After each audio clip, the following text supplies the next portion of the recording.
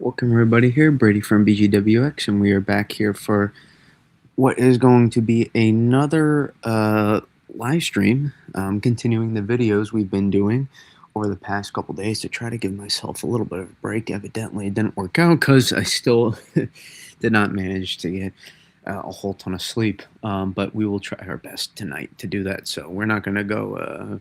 I say that it could change, but I'm almost certain we're not going to go 4 or 5 hours tonight. If I do, that would you need to cut me off. But we're going to be breaking down what I think is going to be a blizzard here, regardless how much snow hits all the areas. And we're going to be breaking down who am I watching for impacts, what could those impacts bring, what's the setup, all this specific stuff, why I think what I think. We're going to be breaking all of that down here.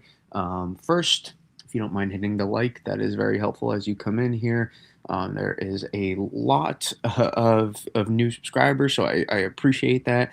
Today we have over, I think, 60 or 7, maybe 80 even new subs. I think almost 80 new subscribers. It was really good. Hop on with Gerald earlier, so I can't thank everybody enough. For tuning in earlier, new members and joining. We'll get started here in a second. I am just going to post link to X, as that will be where most of a lot of people come in from. And without further ado, we'll get started here in a second.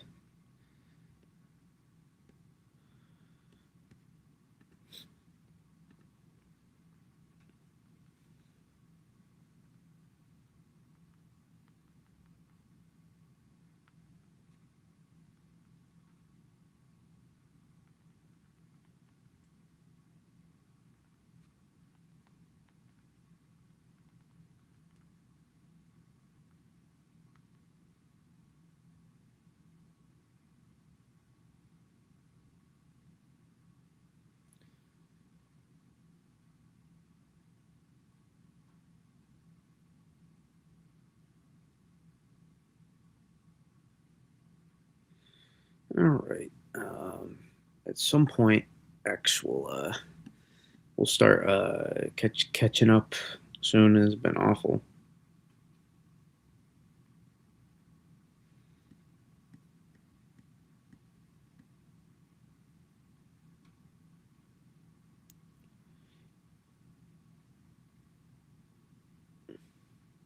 Okay, let me open up the chat here.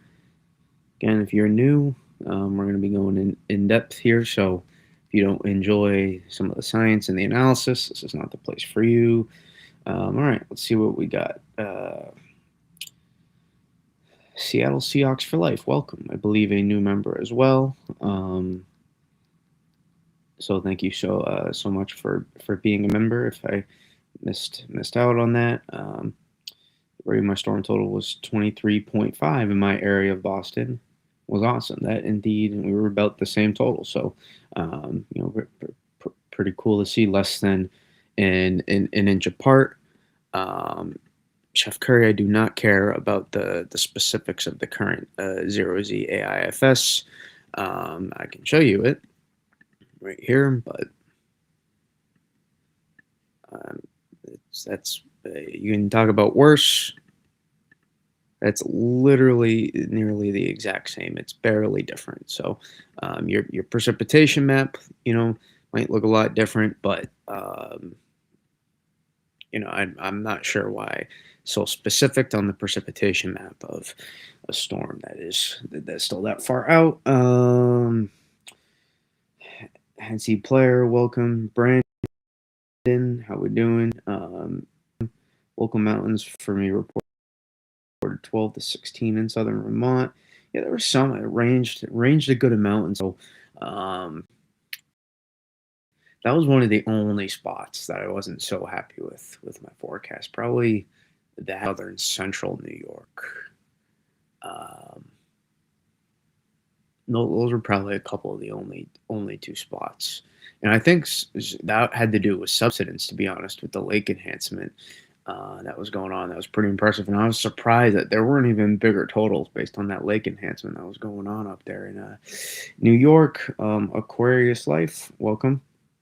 Um, Praying for a good winter storm in the east. Last winter storm we got not even an inch where I live. Well, I'm not sure where you live, Seattle Seahawks for life, but I'm guessing you were probably down south if that was the case, because everywhere in the Mid Atlantic, Northeast, and even good amount of North Carolina got more than that in terms of sleet. Uh, just down the road, Southern Pines, Raleigh, from Gerald Stream, welcome. Kevin Blair, Monty, welcome. Had some nice icing. That's surprising. Um, are you seeing this trend even further west? I don't know. I'm not really too concerned about the specifics of trends, to be honest. I'm just going to break down the points I think that are going to happen. Reporting about 20, but I believe it was about 24 in Southbridge. That about makes sense. And these long duration storms, you're not you know you're not going to be able to pinpoint some of these totals when you're just measuring the snow depth. You're going to get, especially on Monday, with how low a high ratio that was. It's a bit difficult there. Adam, you were on point Sunday. Thank you. Well, that was my goal. I tried to stay as consistent as possible with the messaging, and I even thought it could have even been slightly better as good as it was. So um, we did pretty solid.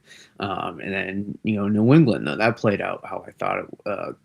I thought we'd get a little bit more organized band, or banding, I would say. Not that I didn't think we would get waves, as we point out. We said we'd just keep redeveloping on top, like we talked about. But I thought we'd get a little bit more organized banding. So, Rich, appreciate you re-upping your membership so much. It is very much appreciated. Thank you very much. 11 inches in bulk, 1 to 3 feet for Holly looking. Uh, yeah, I don't know about. I'd be careful in the totals right now, NC player. But yeah, we're going to discuss all of this stuff here in a second. 11 inches in Baltimore. Sleet actually kind of helped in a way with how much there was that brought us to double digits. And that was a part of the forecast. I tried to make that clear to everybody. You better measure the sleet, because for those places that do mix pretty early, you're gonna get a ton of it. I mean, I think it was like 2 to 5 inches of sleet in some places. So, um, good old sleet fest. I know it's snow, but sometimes it can be a little fun. Just when it accumulates a lot. Um, especially like you're at that point and you're not realizing that the snow is over, but then you realize, oh crap, this is actually going to be, we're going to add on to the total here. And once you start viewing it like that, it's like, oh, I guess it's better than nothing. It's better than freezing rain, so to say, or rain. And that's a lot of times when you mix, you go straight to rain. So, and in some places, New York City, where it was like a good 12 to 15 inches, I think, depending on where. So that was pretty cool. Haven't had a low under 970 off the coast in a while. No, we haven't. Mr. Wacky lift started the day on ice hold at Stratton Mount Snow is a shock to everyone. NC player feeling really. Oh, he's talking to Brand says he feels good about this one. All right. So we're going to break down some of my thoughts here. Why, no matter how much data can get ingested from out west, that doesn't mean it has everything out east, to the north and south. A little bit of data can help, but you got to realize the model that just because models are still not perfect, the models still have to play out the whole run. Doesn't matter how much data you can give them. There's a reason those models do not score in 100%. Most models are under, actually all models I believe are under 95% how they score, which means they're good, but they do not get all the accurate pieces right. So accuracy is what I'm trying to do my best for, trying to pinpoint what's going to happen. Obviously, more importantly, for personally, I love just seeing the snow. I love that, but I try not to let that dictate my thoughts. I'm going to be blunt. I'm going to try to clearly relay the scenarios regardless of what you or I want for the forecast. So we're going to get going here, and let's break this down. And yes, there will be some zero Z Hurricane Hunter data embedded, I guess you could say. But that doesn't define the forecast. Did that a few days out as well with the last storm, and it's still obviously, as you see, some models were not, um, you know, strong enough at the precip, far enough north. The evolution, the specifics have to get winded down. I also know some the precip maps are just not worth it right now. They're not. So let's get going here. So this is your AI. You can see your p-type map. Um, if I saw this 120 hours out without any context, I would say, man, that's pretty cool. I love to see that. Um, the thing I would note right now is I'll grab my pen tool. Let's hope it doesn't break down the stream. So far, so good. You guys remember last time was not too pretty. Euro is coming out right now, actually. Although it took a while to load out at some points today. So um, was my best plot. I don't understand how the money, but I know that's good money. I know that. I just, um, yeah, if anybody wants to come plow my house in exchange for forecasting, I will gladly, I will gladly do that. I had to pay a good amount to a plow guy. If anybody wants to, I could not keep up. I could only do so much shoveling here, to try to even. I was just trying to make paths so I could get good video. That was all I was trying to do. It's really hard to keep up with when you get 14 inches of snow in 12 hours and 2 feet in 2 days. So it was very difficult to keep up with shoveling. I was just like, it was a lot of work. So this is our storm we're watching currently, but how are we getting there? So there's your clipper that we had today that moved through, that dropped some light snow accumulations. Actually, I gotta go check the board to see, even if it was like a trace, a tenth, a couple tenths. I'm very adamant on trying to get accuracy for the season. No, I don't do the snowblower. No, um, I know a lot of people. I can't do that at where I live. You know, the gravel rocks are not. You just can't do that, especially just not on my place. And then other stuff. It's just my where I live. You can't do that. So, okay. Yeah, I know I'm not that close to Southbridge. I was mainly joking, but I semi seriously. If anybody knows anybody, I'll exchange some forecasting for plowing tips. But this is the clipper that drops in, and this is what kind of sets the stage, actually, believe it or not. And this is a very specific evolution. Um, I will. I'm telling you right now. I don't care how much data ingestion, and in fact, the data ingestion that happened out here, I thought was actually more favorable for some of the stuff that I saw in terms of the progression. I thought, well, let me see what the difference was with this run here. Uh, I think I thought that was more favorable, actually. I think it's some of the specifics that go on with this, but actually, it's really hard to pinpoint what was actually. We can try to do this on the fly here.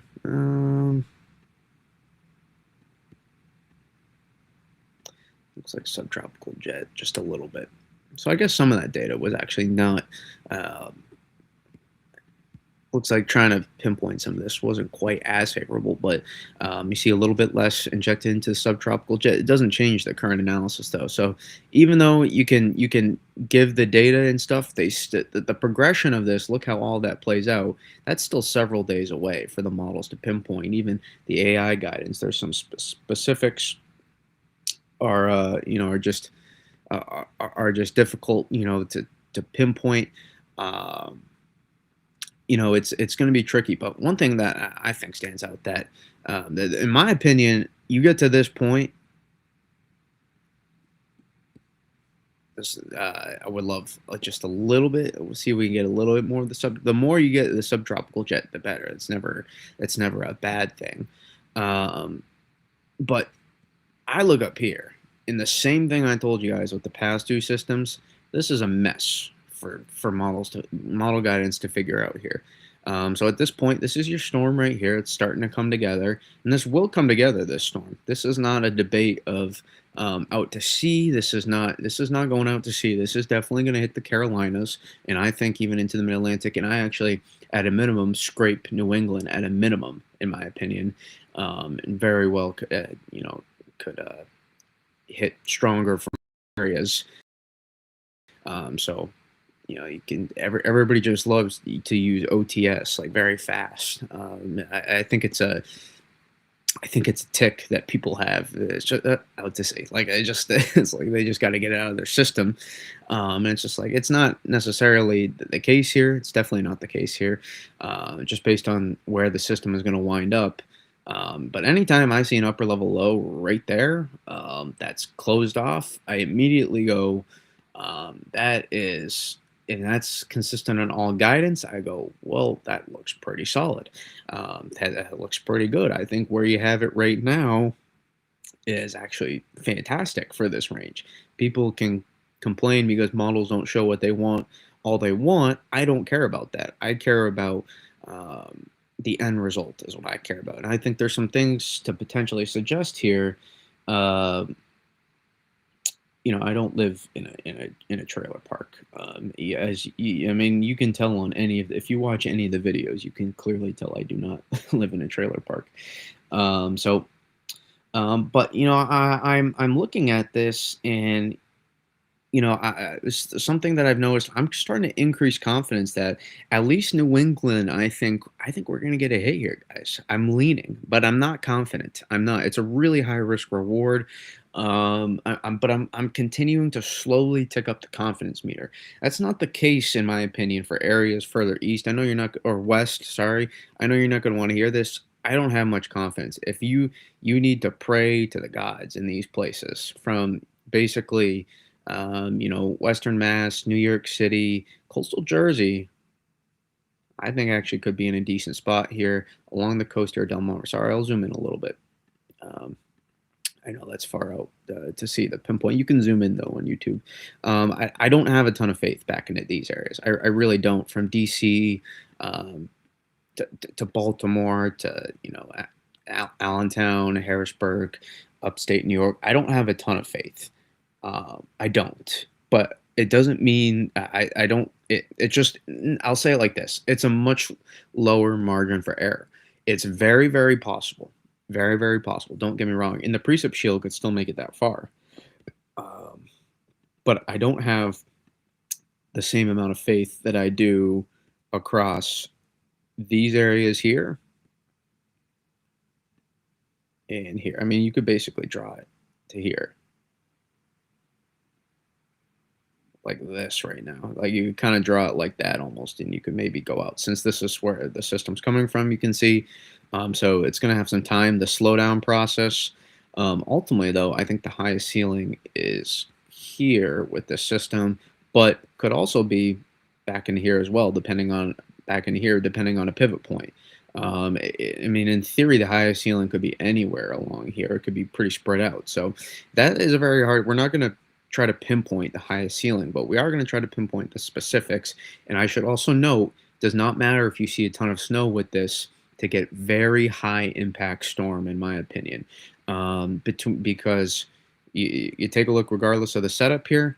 Notice that we have a strength. This is going to be a bomb cyclone, and however you care about that being phrased, it's just going to be an extremely strong low pressure system. And then we also have this tank of high pressure surrounding it. It keeps doing that. I don't want it to do that, but look at the high pressure around it. 1043 high to the west, 1030, 1037, 1030ish to the north. Absolute tank of a high pressure system, and ultimately, the specifics of it, where it is placed, will play a factor. But I think will have more to do with this and less of just the high pressure here. You can see the placement of the high. This is not a placement that looks like it's a suppressive look here for this storm, which I think works in our favor. I think that's a pretty favorable high pressure position, as a matter of fact, to trap the trough without suppressing it, so to say. But that pressure gradient, think about it. One thing I wish I could have done a little bit better forecasting was we said that maybe you could get 30, 40 mile per hour wind gusts. There's a chance you could flirt with 50, but I think it would require a stronger coastal redevelopment. We were not we were not 100% accurate with that, actually. And that was one thing I wish I did a little bit better forecasting at, try to be transparent with you all. That which was not a part of the snow forecast and the snow map grade. But in regards to the storm itself, we had wind gusts, I think, gust near 50 miles per hour in places along the coast, and they were consistent for at least several hours. So we said maybe we could get near blizzard conditions, but I thought it would be more on Monday and not Sunday. And sure enough, Sunday, that was when we saw that. So I will say that. But now imagine, now we have this strong high pressure. We have great Arctic air in place. First of all, for anybody wondering, cold air is not going to be a problem with this system. It's going to be a high ratio snow for all the way down into the southeast, likely. Which, anytime you say that, those can be some of your most impressive setups. But that pressure gradient that starts setting up, and I want to be careful playing this out too much, because it might it might make it a little bit difficult for accuracy. But you can clearly see the system strengthens a lot in a short amount of time. And what this gradient does over this area, when these isobars come tight together, that's a sign of strong wind. And also, we're going to be around a full moon, which means coastal impacts, high tide. You're going to want to know the high tide times along the coast. And when that comes in, all the way from Florida up to Maine, in my opinion, you're going to want to be watching that very, very, very closely with the system. I think that is going to be I should just mention that ahead of time. It does not matter how much snow falls with this system. Regardless of how much snow falls, there's going to be notable impacts all up and down the East Coast with this. It reminds me in that aspect a little bit of January 2018, just all the way up and down the coast, high impact coastal. I'm actually rather concerned about the coastal flooding, coastal surge that could really impact some coastal places. So if you do live, on immediately along the coast and near the beaches, keep that in mind for the system. But something I notice here is the northern stream here with this system is starting to become, it's a little less passive in terms of just how it's evolving, right? Regardless of how models thought, it shows, it's not just, noise now, it's clearly what's coming into play now is, a Vort Max that's stronger. It's better timed. It's not strung out, and it's not sheared out either. You can kind of see that how it's pretty compact. You can see that up here. It's put together. So there's plenty of juice here associated with this enhanced PV lobe here. That's going to be basically dropping down in some impressive Arctic air into our system. And then also, I think the jet structure is pretty favorable for cyclogenesis as well up the East Coast, meaning that the upper air signature is pretty impressive. Keep that in mind. So we can already see the stages being set here and how this is going to start to tilt the axis. And take a look. That's a very impressive upper level jet signature to get. Anytime I see that, about 4 to 5 days out, immediately become very intrigued, especially looking at the left exit region of some of these models. I'm not sure the precipitation maps do it justice at all. I'm not sure the precipitation maps are very, very indicative of the exact specifics. And I also think it's not required, especially for maybe so for New York City and places westward, not necessarily for New England though. I think that you don't need a perfect phase with this system in order to get a very high impact event, but also snow totals out of the system, which I know is important as well. And also at this point, in my opinion, the flow does not suggest as much to kick it east as it did yesterday. Not that it just didn't, it's just that we're seeing it verify.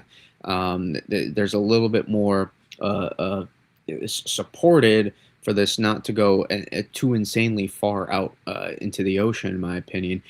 I think we're going to get amplification along the coast, in my opinion, and a little bit more increased. And again, I come back. I come back to this right here, and sorry, let me check some of the chats. I don't want to miss in case I had a super chat or something. No, I am not wishcasting against anybody. I promise. Sorry, I'm trying to give you guys really good, trying to give you guys good analysis here, not necessarily just. I like to read you guys' comments, but I try to. I think a lot of you care more about the specifics of what's going to happen rather than just reading the comments. But take a look here. I keep coming back to this. Is you're going to have something right. You're going to have a system. You see the gradient there? I keep favoring a surface low track to develop somewhere in this area here, along these areas here. And it's going to then, I think, give a chance right in those areas. I think it's going to get a chance to potentially either ride this gradient or this gradient. And I think at that point, when you have such a wound up storm here, I think when you have such a wound up storm at that point in the flow, I think you're going to have it so close that you don't need it to be perfect. You're going to have probably a negative flow and the negative tilt in the trough at that point, meaning the flow is backed. You're going to send your rising towards this area. You're lifting the atmosphere. And it's a matter of then, can it get all the way back here? I think we can get back into New England. I'm just not sure we can get back into here as much of these places. This just does not, to me, this setup does not scream a major snowstorm for places back into here. Maybe back into here. It's possible.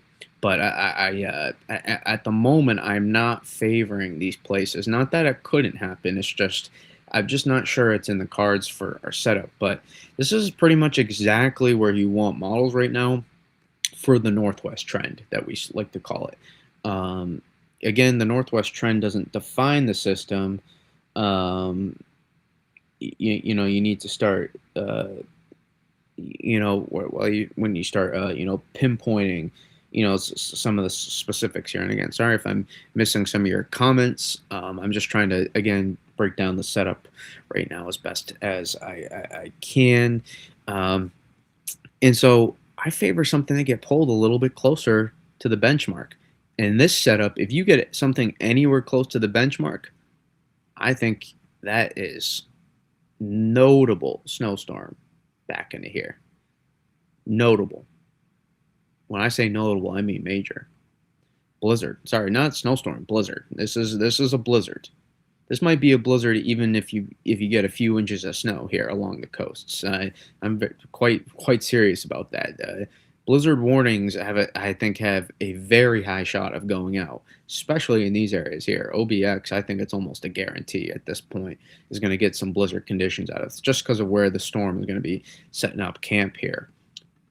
So I come back to the sea surface temperature map, and I can't let go of it in terms of how important I think this is to the orientation of the storm. It's something we've brought up for the past couple systems. I like to use the current analysis because this is what plays a part in the actual development of what we're going to see with the system here. And I think it plays an important role on trying to depict specifics of how this plays out. And I'll show you. You can kind of see that gradient being depicted there. You see that right there, that gradient where the cold meets the warm, and you have this one here as well. Right now, I think based on the orientation of the setup, favors this one. But it's hard to exactly pinpoint at this time. So it's a really high risk, high reward setup. In my opinion, uh, I remember the 2015 blizzard like it was yesterday. I remember seeing, the models change like that. I didn't know as much about the models as I do now, but I remember seeing that the forecasting change. I remember looking at it, and I was like, I was like, well, first of all, we had a snowstorm that Saturday, kind of, and then 3 days later, all of a sudden, we had almost 3 feet of snow. And my point is, models were showing this thing out to sea, um, and yes, actually out to sea, because this wasn't Carolina set up as well, as opposed to this one. So you got to keep in mind that sometimes models may not show exactly what you want until you get very close to the setup. And if you just want to live your opinion based off what the models currently show, you're never going to be a good forecaster. You never will be. I'm sorry. That's not how you forecast. That's not how the best meteorologists forecast. I'm not the best of the best, but I'm decent. So I try to do what I can, though, to give you guys the analysis I can, to give you guys insight on what I think is going to happen. So, um, it's hard to pinpoint, but do what I can. All right, let's take a look here at our man, the euro. Mm, looks like a little less. I'm not sure if it's as active with the subtropical jet here, but we'll see. Mm, I actually like some things about this. I like some things about this compared to the last round. I'm not sure. Mm, I kind of like the confluence lifting up a little bit. You see how this lifts up a little bit, allows height lines to rise a little easier. I think this will be a decent run, but it's close. But at that point, so it backs off the Atlantic region. There's a little less stream separation on that run too. Here's one thing I'm going to tell you guys right now. One reason why I think I like I also like the potential for this system is, we talk about this every time. Models always overdo anytime these big time blizzards get here in the North Atlantic. It doesn't matter the North Atlantic, everywhere. In this range, and they're gonna do the same here with this system probably too when we get closer. They always ramp these up way too much. They always do. They always do these, right? This is not the same as this. This is so wound up and compact, and they tend to hold it for too long, and it lingers more than it's supposed to. And then as you get a couple days more, it ends up becoming a little bit further away and gives usually a little bit more stream separation than what's depicted at that point. That's just something I've taken away from looking at model guidance over the years. Here's another thing. Convective feedback issues with the system are going to be notable. They are going to be notable and alive. I'm already seeing them on so many runs right now. Um, so many runs. I don't care the specifics of the confluence, how progressive you are with the system. You can tell me all that. That's not going to change the fact that there's still convective feedback issues on a lot of these runs. I say convective feedback. What does that mean? It means this is where your upper level low is trying to form here. This is where your upper level low is trying to form within this area, really within here. All of this is just noise. And it takes away from the model. What happens is it starts amplifying all of this. You're seeing the low pressures on some of these ensembles. It's trying to amplify this. It's trying to amplify this a lot. And what that does is it takes away from actually amplifying towards the main upper level low, and it changes the entire orientation of the precipitation maps and the specifics. You can kind of look through that, but if you're just looking at a surface map, that's not going to be able to tell you anything. It's really not. And so what happens here? Notice Notice this Euro run gets tugged by all of this on this run. This is where the main action here is on this run. This is where it is. You can have a progressive. I mean, you can have a little bit of a progressive orientation. You can push this from this side too. That's another thing. Models are gonna keep playing around with this piece on the backside until the very last second. That's another thing. Just like they're going to keep doing with this setup that will dictate the specifics of the high pressure. They're going to keep playing around with it. They're going to keep playing around with it, and that's going to change specifics at times. And I actually like that position favorably a little bit more, in my opinion. It's just I can't force the model run to do something it doesn't want to, though. But then take a look at 700 millibars here.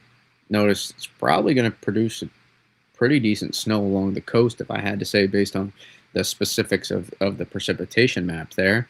And then look how close it gets with 700 millibar. You can see it wants to.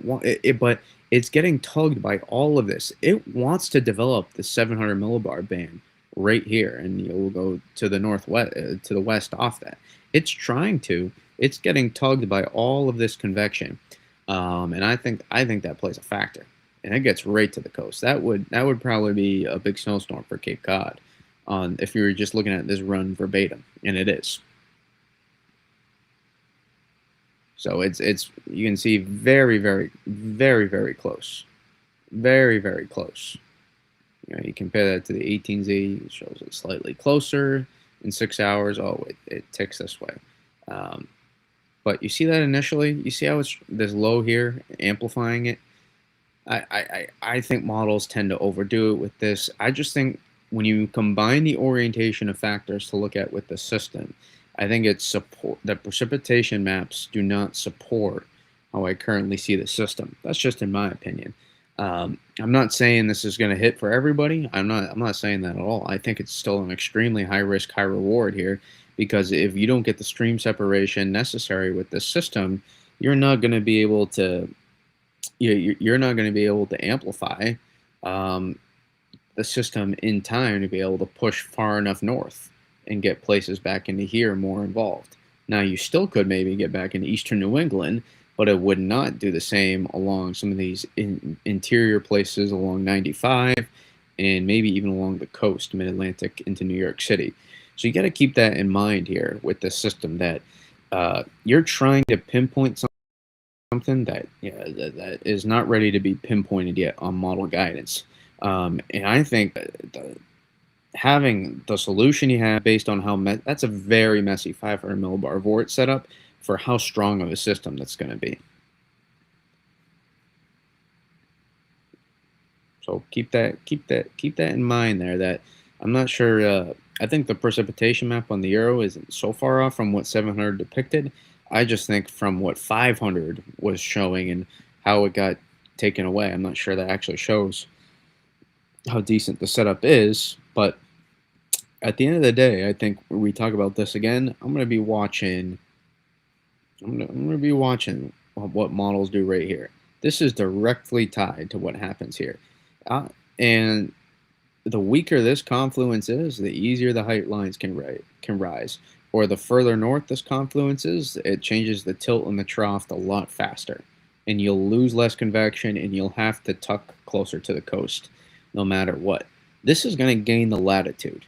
I'm not concerned about it not being able to gain the latitude. It's just about can it gain it in time.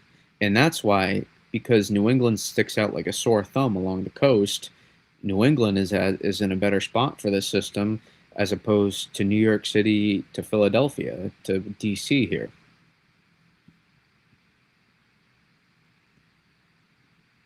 But the highest margin for error to see snowfall in the system is in North Carolina, in my opinion, just because you're going to be right next to the upper level low as it starts to pivot and change its axis. So no matter what, this is a pretty big snowstorm for right here in these places. And for South Carolina, it's going to matter where exactly the upper level low sits. So if the upper level low moves directly over you or to the north of you, you'll have to wait until the very end of the setup. If the upper level low, though, digs below you, almost close to what the Euro shows, you'll probably have a better chance to see more snow in South Carolina. North Carolina here is much more margin for error. But the thing is, I caution you with those snowfall maps, they're not even close to accurate right now. Just because, remember, for all the reasons we talked about, they're not depicting the specifics well.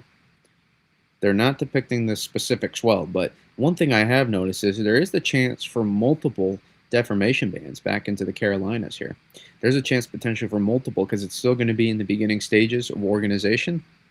And at that point, what that means is you get two enhanced areas of potentially lift that could produce some notable bands. This is a setup too. Your snowfall maps, why they're garbage, there's going to be subsidence in between here, man. There is going to be some subsidence. And some people, I'm telling you right now in North Carolina, are not going to be happy compared to others, regardless if we're talking inches or feet of snow in the Carolinas. Because in this kind of setup, it's deformation band or bust, basically, is how it goes. It's a very high risk, high reward setup.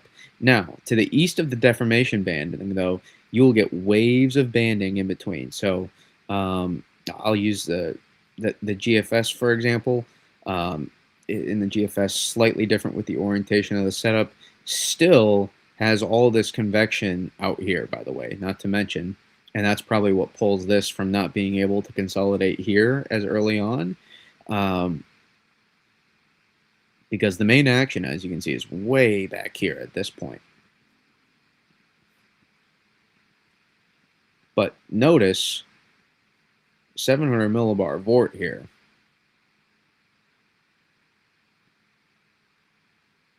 That's a snowstorm for those places right there. And watch it now move. This is what I was talking about earlier tonight. GFS precipitation map was garbage. It was garbage. It's not even close to accurate. So what you would do here is your biggest snowfall totals would be right in here. They'd be right in here on this. Could be slightly closer, but that's what it would be. The GFS is a 995 special. Whether the surface maps show it or not, that's what it shows. That's what would happen in reality. But right here, you would in eastern North Carolina, you get these waves of banding that would go meet. You still get crushed. You just wouldn't get the most.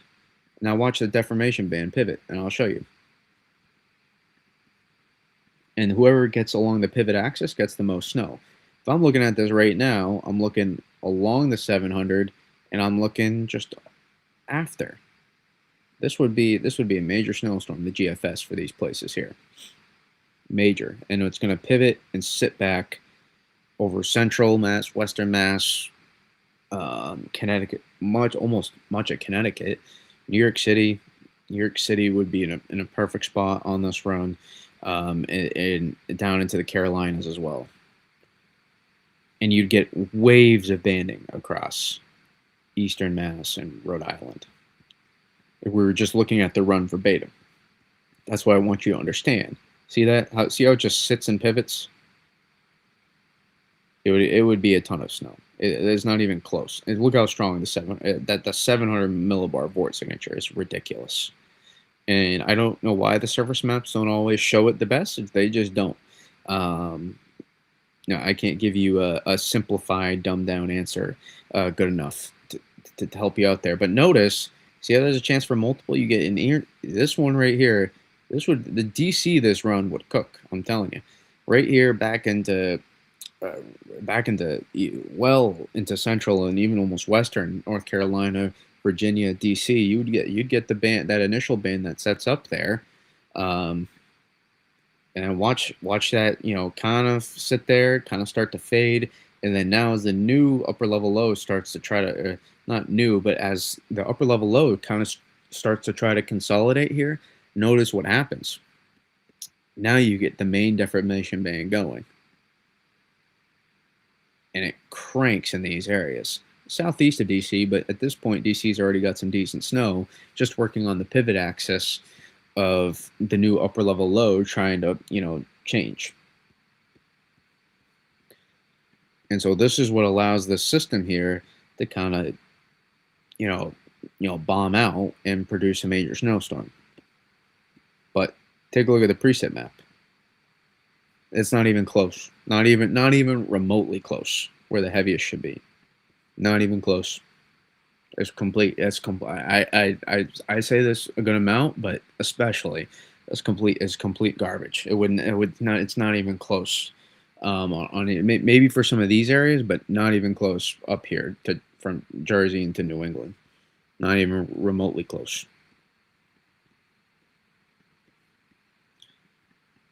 And not even for Carolina either. Not even close. Those would be ripping down here. So that's what I want you to keep in mind, and the ratios will be high. The Kuchera maps, because of the lift in the dendritic growth zone that will likely be placed, these Kuchera maps, you can look at them all you want, and they're not going to tell you everything you need to know. They're not going to tell you everything you need to know. This would be so much more snow in these places here. This it gets right, probably. I don't know about the totals. This is not even close. This hammers these places here. Hammers. So just keep that in mind when you're looking at these surface maps. You know, are you caring about what the model shows, or you care about the end result? And this is going to change in 6 hours anyway, so keep that in mind. You know, my current thoughts stay the same, but you notice there are some changes in the overall orientation of the setup here. Also, you can look at 500 millibars and clearly see what it's trying to do here. You notice that? If I'm looking at 500 millibars, I'm looking right in here, which is very close to the 700 millibar orient for the heaviest snowfall totals. So it would be extremely close if I'm just looking at 500 millibars. That's where I'd be looking.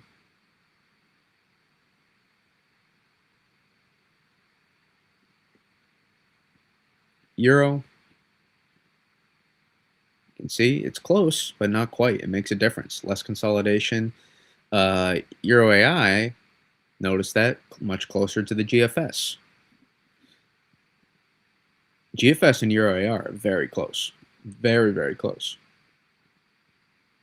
Euro AI, though, confluence piece just slightly different. But placement of the upper level low, very close. So keep that in mind.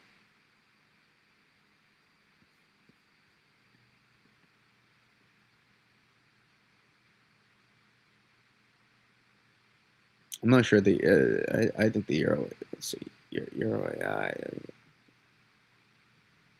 That might be much closer than you think. I know the 850 is kind of off there, but that's such a minor change.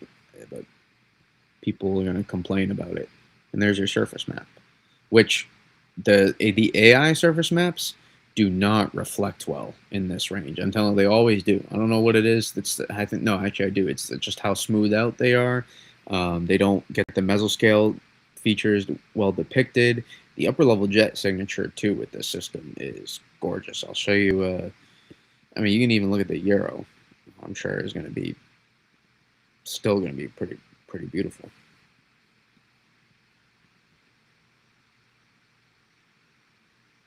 I mean, yeah. I think the Euro would even get snow back into some places here, but this is where the most snow would probably be on the run.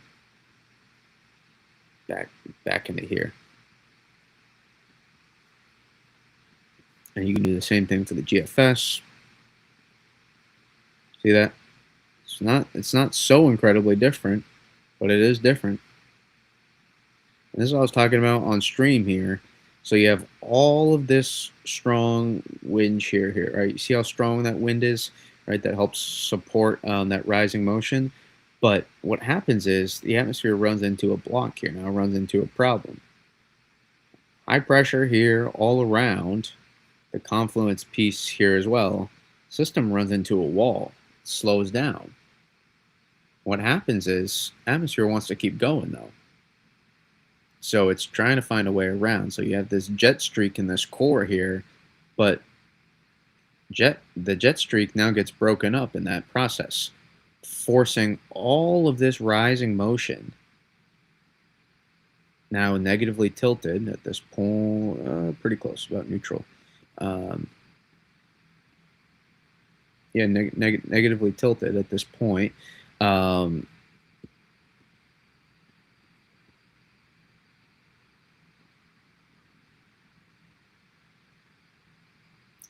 You can kind of see, and you could do, actually, let me go to 500, and I want to show the tilt better. I think that will reflect better. Yeah, such a gorgeous 500 millibar loop there. It's hard to exactly pinpoint, actually, but I would go with something like that as the tilt and the trough. So negative at that point, and I like to use the traffic jam analogy here on this setup here, so that all of this rising motion now goes over top. All of this rising motion, this is all lift going to help create, help create forcing, help create precipitation, banding, etc. And that rising motion is what gives you that major snowstorm. And so that happens right over. You can see the left exit region here of the jet just perfectly placed here over New England. And all of this now is trying to go up and meet, right? So what happens in traffic? We like to use. So you get, you're going fast on the highway, and then look what happens all of a sudden. Uh-oh. Traffic jam. Ruh-roh. All right, let's slow down. Wait for it to clear out now. Let's wait. But in the meantime, we're just going to drop all the snow in this place here while we wait to clear out. And then, uh-oh, still can't clear out. We're going here. And then, hey, look, pathway. Awesome. Let's all go right away. Get out of here. But not before you had that long traffic jam. That long traffic jam just created a big snowstorm. So I kind of like using that analogy. Shout out Carl Parker, who's mentioned that analogy before. Who I stole it from him. A very good breakdowner of weather on the Weather Channel. So very, very, very interesting setup here, in my opinion, for weather. You can look at the GFS, you can look at the Euro, you can look at the AI GFS, which is probably one of the most interesting of them all. You can see where it consolidates that upper level low. It's pretty favorable position. Anytime you get an upper level low to close off, basically on borderline Nantucket, usually a decent sign for you to be able to get a snowstorm. And I wonder what 700 millibar Vort looks like, actually. Yeah, 700 millibar Vort. I think this better lines up, but it could be smoothing this out here too. Keep in mind, I'd be looking right in here on this run. I mean, eastern New England, basically Worcester County eastward. I'd be looking on that. Let's see where it lines up. Pretty close. I'm not sure if there's enough heavy precip back in here, but that's the specifics of. You're asking the GFS AI to do specifics on that, and it's not really in its capability at such a low resolution there. Close though. So yeah. All right, let's read some of the chats here. What was my final snow total? About 2 feet. What model is the best representation? I don't know if there is one right now. I don't think there is one. I think it's still too far away from the specifics of the setup. I don't want more snow. King Euro is definitely not the king at anything. The Euro is not a fantastic model. Yes, Brady live streams are great. NC player. Hello, Kelly. Hope you're doing well. I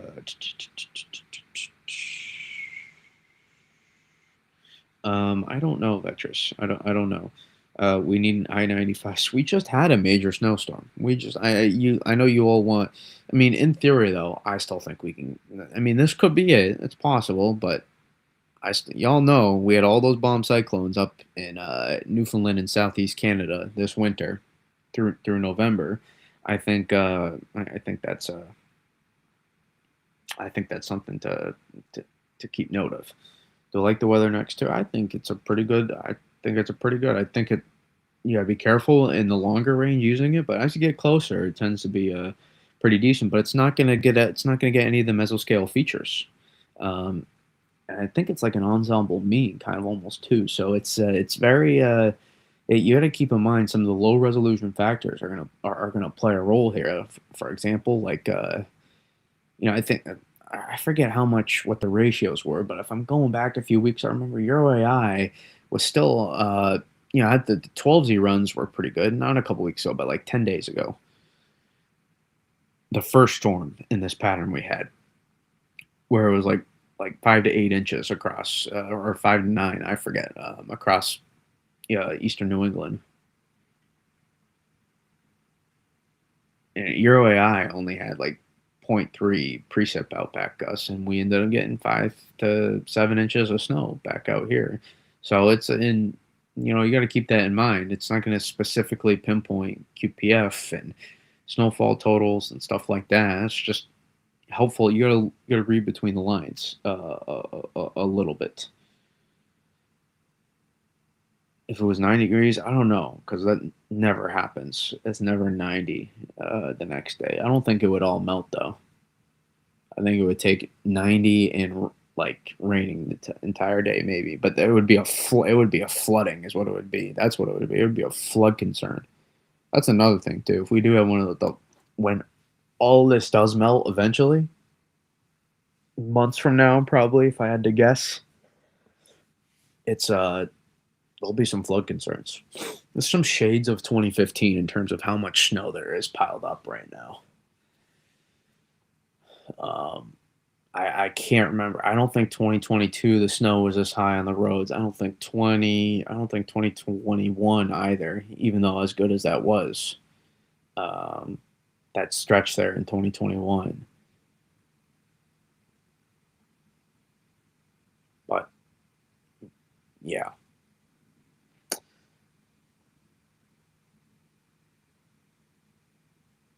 Uh, that's actually not a bad question, Chef Curry. But I don't. I don't know. It's hard to say. We're still learning the AI guidance and how to use it. To be fair, it's hard to pinpoint at this moment. So, uh, uh,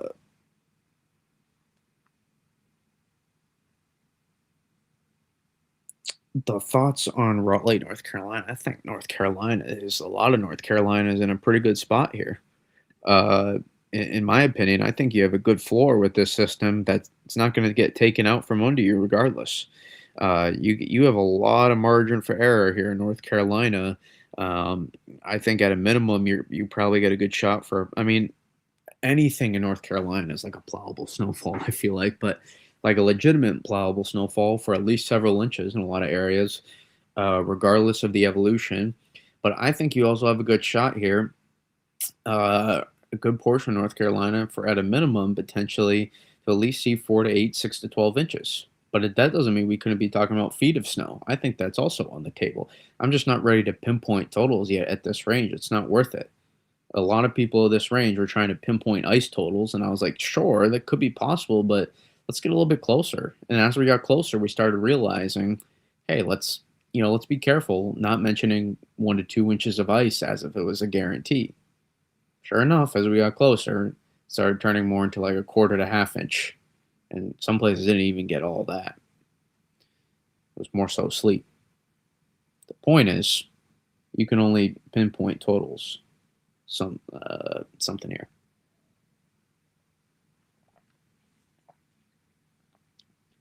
Um, Thoughts on the euro for mid Asia? Oh, mid Atlantic. We just broke it down. You can rewind it here if you need to about a few minutes. We literally just broke it down. So, um, but that's a good question. What about interior? Is it possible Charleston, South Carolina, to get nothing? I don't understand the question. Do you not want snow, or like are you trying to see how anything? Um, I could absolutely see how you don't get anything, um, but I don't favor it. I think at a minimum on the backside, because take a look at the orientation of the upper level low. It would have to be so drastically different, which is possible. Models may not have the best idea. Um, Yeah, I'm not so more focused on the specifics of exactly where it goes, but you got to watch the upper level low right here. You got to watch this and how this develops. And I think you got to wait for this to cross through here. And once you get on the west side of this, I think down into the Carolinas, maybe even Georgia, eastern Georgia is possible as well.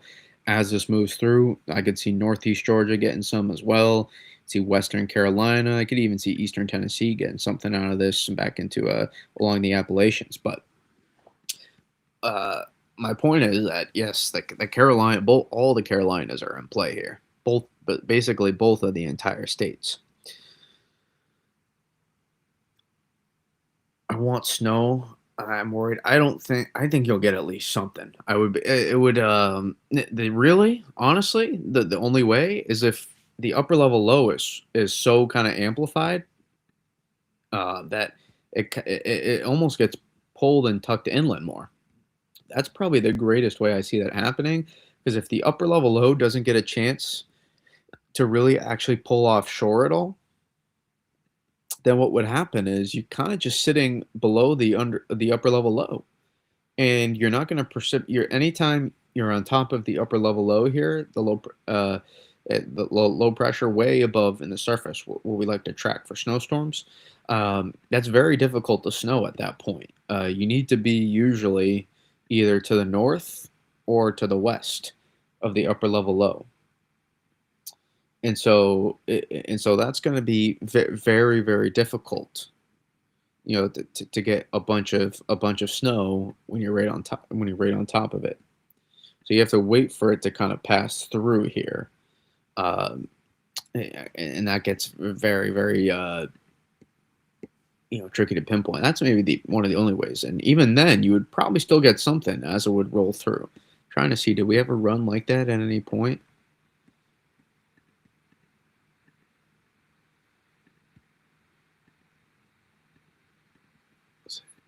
Zero Z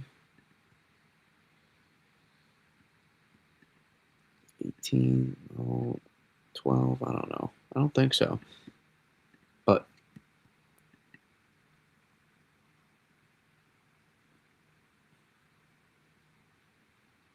yeah. And then the other thing I wanted to say, how do you get interior places? I forget who was asking that. I think it was Twisted, but oh man, Seabass. I'm not sure if he likes being called that, but too bad. Um, Moderator, it's fine. Uh,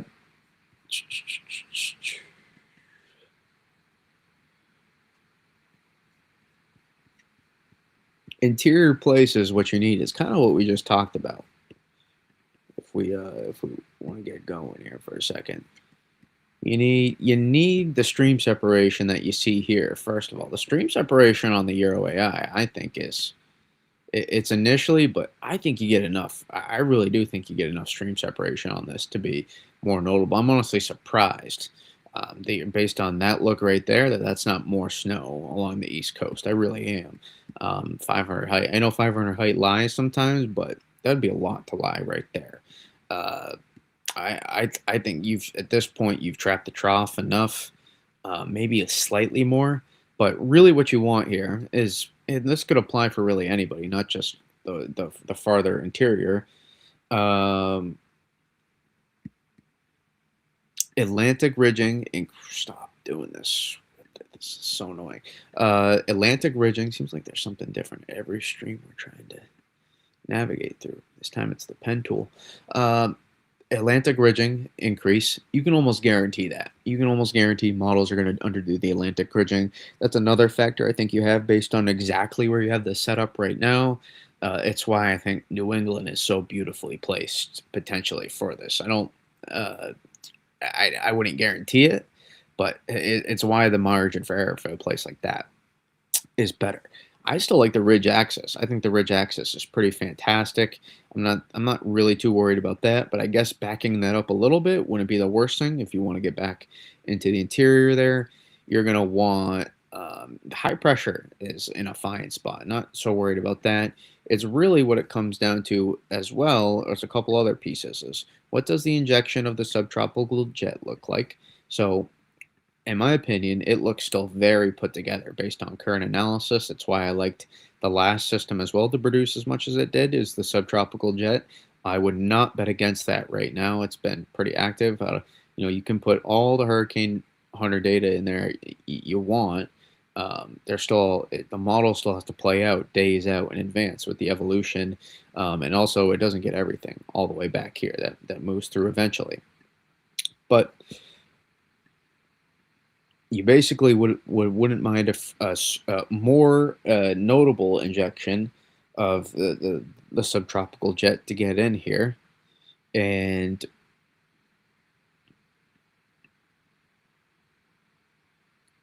you get this right here. You see how you see the northern branch here. If you back this up more, that gives you more time to wrap this around.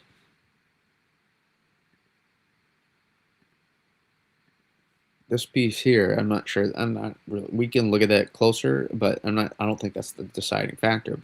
And then it's the stream separation at this point. You need this. You need this confluence at this point a little bit weaker, so that you can rise, get height lines to rise more, push more precipitation northward instead of eastward. Precipitation that gets out ahead northward is going to be easier to consolidate versus eastward. That is much more difficult because now it's trying to wrap in the flow. It's too late, and that tugs it a little bit. Even if you have convective feedback, even if you don't, it still gets tugged a little bit. So there's some truth despite convective feedback issues, in my opinion, on some. The biggest convective feedback issue run that I saw, transitioning to the next point, was the Canadian. Look how almost undifferent this is. These two are not that different at all. They're rather similar. In fact, they're not so different in terms of the precipitation. It is a little bit.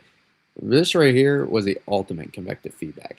You are not going to amplify this that much. You're just not. Canadian amplifies this instead of this. This should have been way more for the Carolinas, in my opinion, especially. And I think it still showed a good storm. And this really should have that consolidation there is really not a bad spot, in my opinion. This pulled everything towards here instead of here. This was an ultimate convective feedback run issue, in my opinion. But the point does still stand there that if this confluence is too strong, you're not going to be able to get enough precipitation in time to be able to pull this thing so far back. Not that I think you're getting all the way back here in general. I'm just saying a little bit more interior. Again, I said this earlier. This is not a far interior storm, in my opinion. That's going to be way too difficult to do, in my opinion, with this setup. Regardless of what model runs were showing days ago or something, I'm not sure specifically what. I don't think that's ever been in the cards necessarily for this setup. But that will be tricky. And then this piece, models will suck with that. I'm telling you right now, they're going to struggle with that. All of this back here plays a part into the specifics of the ridge. Usually models like to bring this a little bit too far. They like to bring it in too quickly. So that would lead me to suggest maybe the ridge could be even pushed slightly farther back. That's possible. There's really, based on what I'm seeing right now, there's a lot of things that could support models being too far east with the current solution. And based on the current observations I'm making on the pattern, it leads me to believe that this is going to come further northwest. It's not me like trying to manifest it or something. It has nothing to do with that. It's me thinking about all the possible variables and what that ends up meaning in reality. But the atmosphere isn't a perfect, it doesn't always go according to plan. So as much as I can put all the past history and stuff I've learned and put that to use, you still get humbled because sometimes there's just unique scenarios. So, it's possible some of my thoughts may not necessarily play out here. But it's why somewhere like New England has the most margin for error.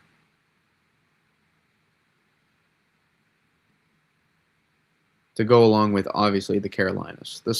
These are two different forecasts almost, in my opinion, but 100% part of the same storm.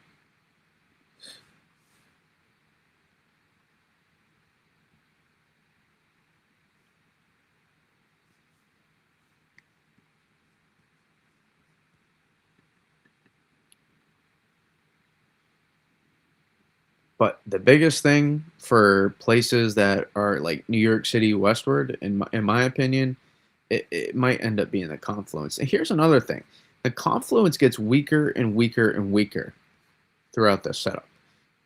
You see, that continues to weaken. See how strong it is at that point? The red, and now it's getting lighter. The colors weakens and weakens, and it gets pulled closer to the coast. You can see that on any model run. That is not a strong confluence anymore at that point. Support tight lines.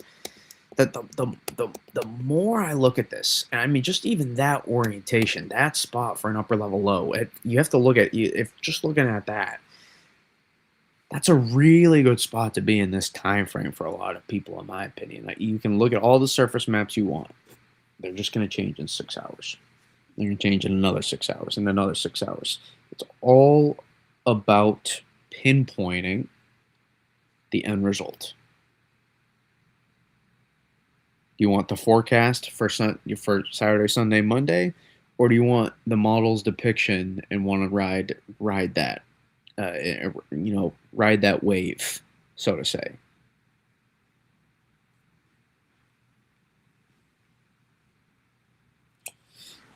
Yeah, he would say that, Chef Curry. Do I track severe potential, or I'm not sure why you're asking that right now. It's very odd. You have to be watching something else to make you think that, but yeah, I do. I do. The especially for the Northeast, but just in general, the big severe outbreaks we've done plenty of breakdown videos on those before. We just don't tend to do the live streams. Those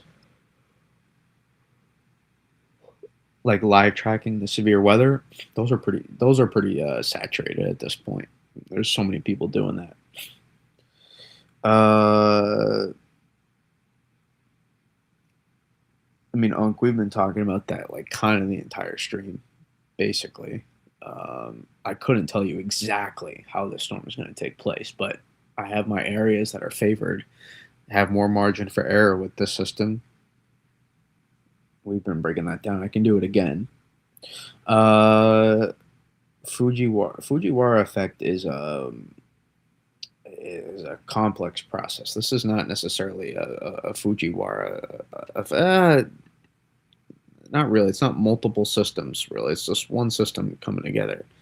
Uh, I would call this more of like a blizzard loop, is what I would like to call it. I live in Lower Delaware. Are we getting any snow? Lower Delaware is absolutely in play, or actually probably in a decent spot. Lower Delaware, I mean, could be in a very good spot. And again, let me preface this by saying, you get hit. This is not just a snowstorm. This is a blizzard. This is a blizzard if you get hit. Even if you barely get scraped along the coast, you have a chance for a blizzard. I want to make that very clear. Very, very clear.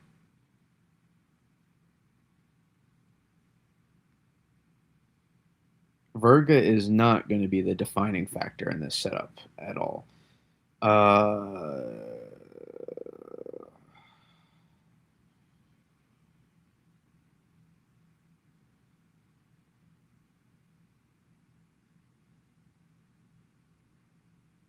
Past Stormy, realize how many people wish guys. I don't know.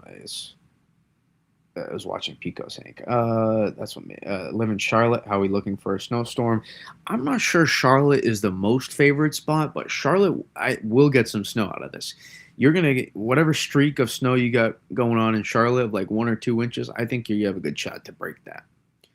I'm not sure you're gonna be the most favored. You could. There's a spot where you could get absolutely crushed. There's really scenarios where I find where the entire state of North Carolina could get crushed uh, by this storm, which is very rare to say. This is a great North Carolina setup. This is a great and you could see feet of snow and not even be the highest ceiling for this storm. That's how notable this could be. My being shadow banned, dude. We say this every single time. NC player, you gotta stop with this. You keep doing it every single time. You act like I'm breaking down the weather. Nobody's No, nobody's being shadow banned. You say this like every time. Also, in the comments, just because I also I respond to your comments that you put onto my stuff, and you say I don't respond to you, and I do. You just didn't see it, so I don't know. Maybe you didn't get the notification, uh, but there's more important stuff than me shadow banning. It's not even close to happening. So I don't do that to anybody. I just try to break down the weather, read what comments I see. Um, Thanks. Could Central North Carolina see snow? Central North Carolina will see snow. I'm almost confident about that. It would take something shocking for me at this point to think that they won't see snow. Um,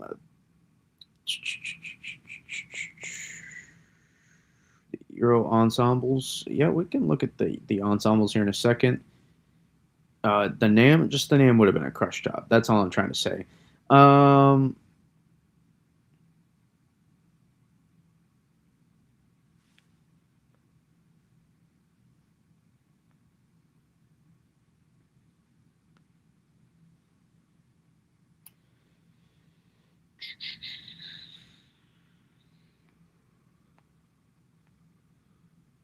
okay, let's look at the ensembles.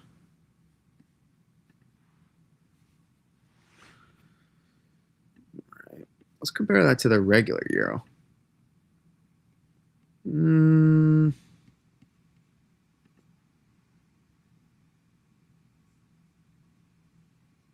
it's hard to say.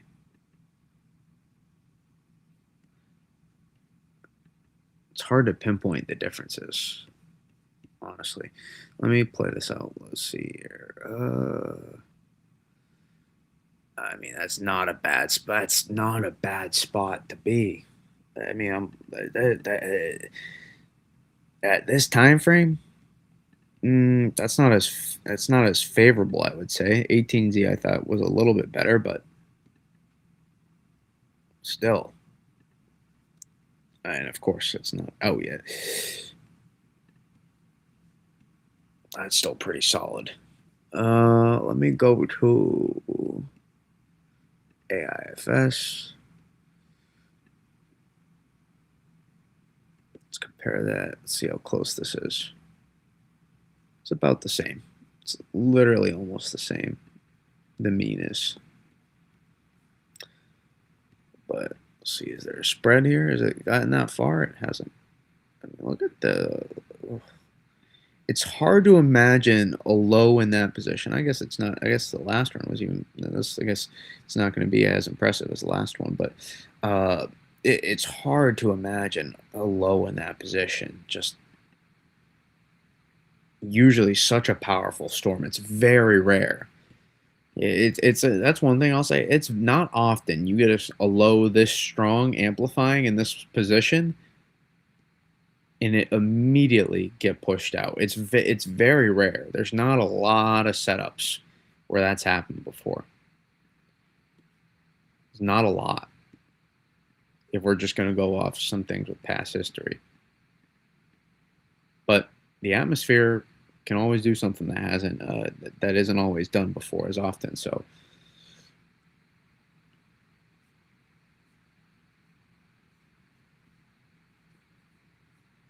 keep that in mind here. Let me go. That's not going to do it.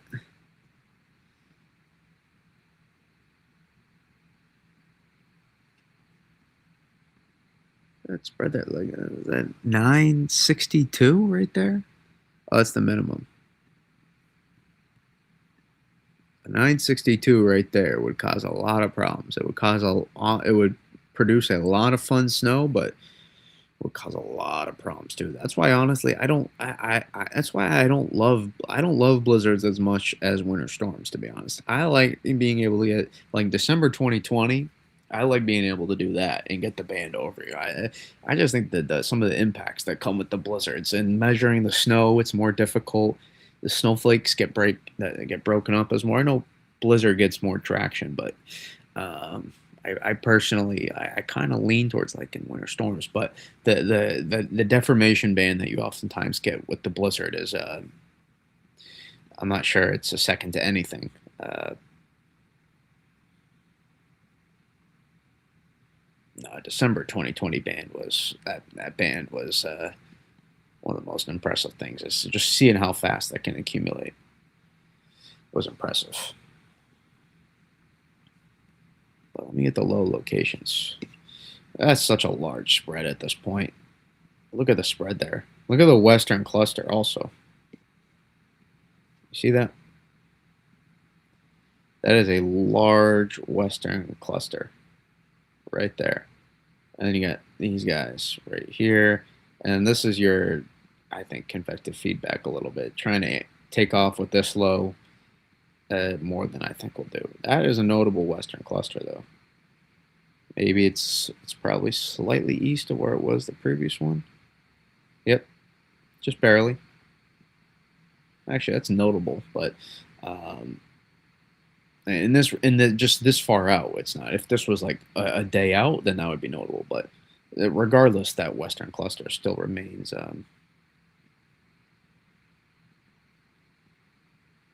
very, very much intact.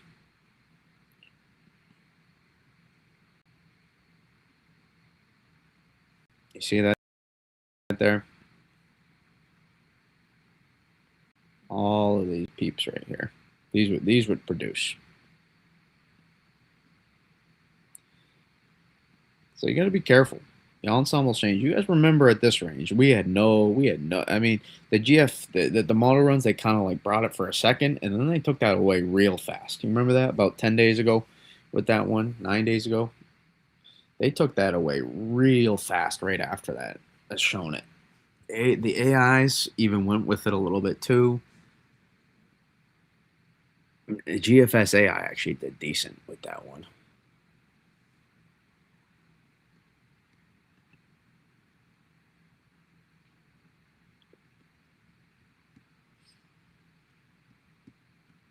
Mm, check on the Canadian ensemble. Just give it a beat. Same thing. It just looks like a spread to me. You have this western cluster just right here, and then you have all of these guys spread out here.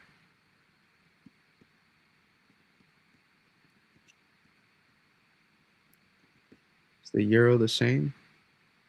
Euro is even more. Look at the Euro ensemble. I know it was. I'm sure it was further east. This, yeah, it's a little bit further east. Same with uh, this time. Not enough to make you go, "Oh, that's concerning" or anything. I wouldn't really use models to define concern ever with systems, but also the Euro ensemble, very jumpy. Same with the GFS. Euro ensemble can be very, very jumpy, but I take a look. This is what stands out is this cluster right here. And I'm finding it on every single ensemble suite.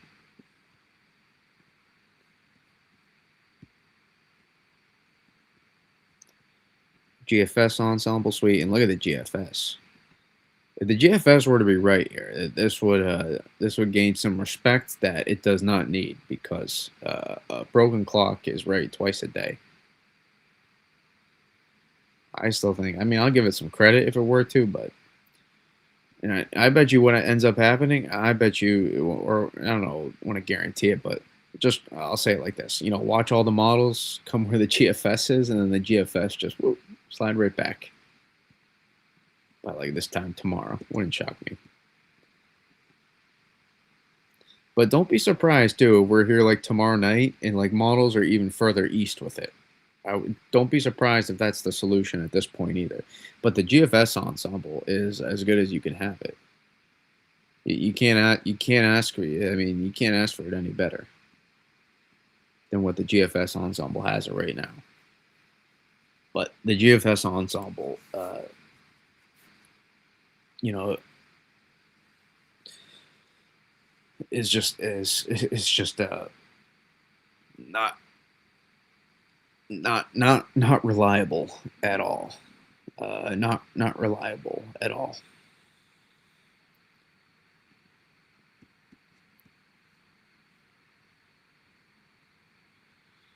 GFS GFS is about as reliable as an old car, man, trying to get that thing out onto the road or something. So keep that in mind.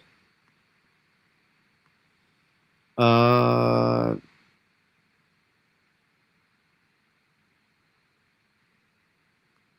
let's see here. Let's check the chat again. Hopefully it's calmed down. I came from Gerald's video. Well, I appreciate it. Tanya Shelton, thank you very much. I want it to shift more west and give Southwest Virginia.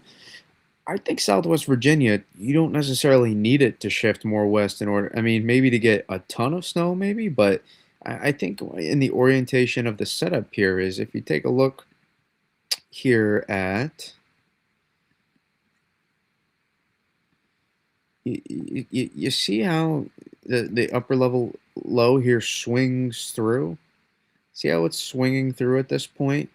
You're gonna get precipitation probably to get back here on the north stream here as it slides through.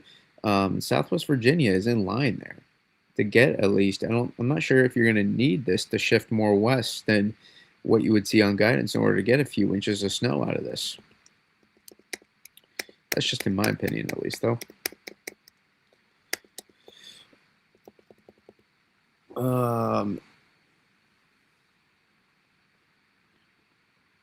I want a blizzard of '96. I want a blizzard of 2015 and April Fool's blizzard combined. '97. What storm was it where the models almost hit and the NAM brought it back? I have no idea what storm you're talking about. This has January 25th, 2000. We had 22 inches at I believe you're saying Raleigh uh, Airport and NC Player. I'm not sure how that is continuing to help. Why are we still trying to start stuff? You have a good night too, Petrus. I just this chat, like, you can have fun and stuff, whatever. Just you don't know the people; they don't know you. So I don't know why you're trying to keep starting stuff. I'm not, and then you're gonna like say I'm turning on you or something. I just want to talk about the weather. That's all I want to do. I don't want to try to break down people's problems in the chat. Like that's not why I do this. So this feels like Juno. I think you're talking, yeah, 2015. Yeah, that's I wouldn't mind it. I know New York City. Actually, New York City, would you really complain about a 10-inch snowstorm right now if you were to get that as well? You know how amazing that winter would be. Would you really, like, I know you always want more, but would you really, like, if you were to get like it's also, this is not this is not the exact same setup.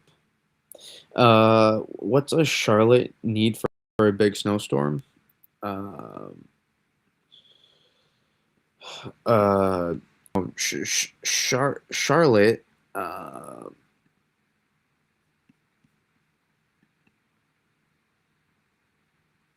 you really need an earlier.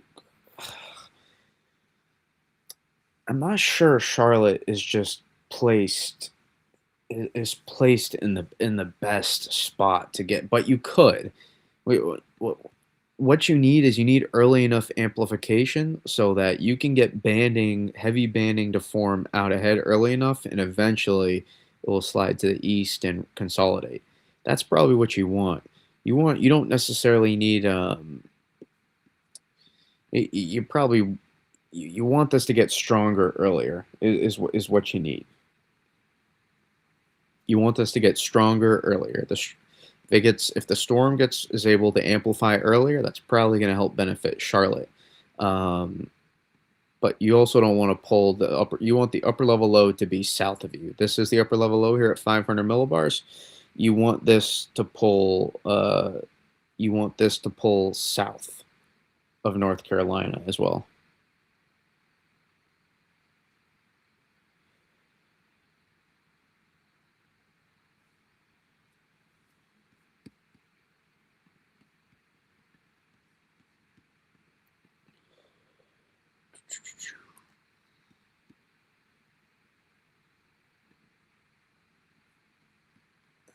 This is a 700 millibar vort mean. That's hard to depict, but that's a lot of deformation bands, it looks like, in a lot of those runs. We can look at the panels here for fun here on the Jeffs. Why not? And as you can see, it depends on where in Pennsylvania you live. Actually every single model run except one shows snow in New England, which is interesting. Which would be a pretty epic failure for the Jeffs. And back in the day, that used to mean something. Now it's not as surprising, but and most of them show a massive blizzard in New England as well, along with the Carolinas. I'll move it down as well. I can move it into here, so you can see. Actually, no, it's going to be harder to see.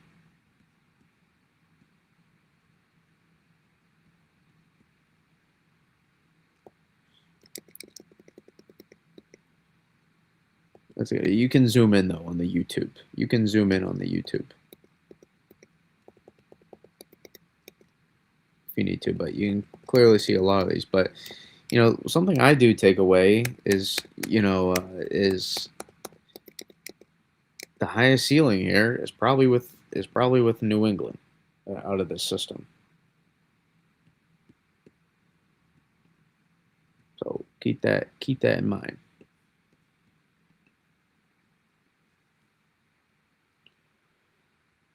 Do you think this will get close enough for I-95 East? I don't know. What you mean? What do you mean? Like where in I-95? Oh, near Hagerstown? No, I wouldn't favor that. Uh,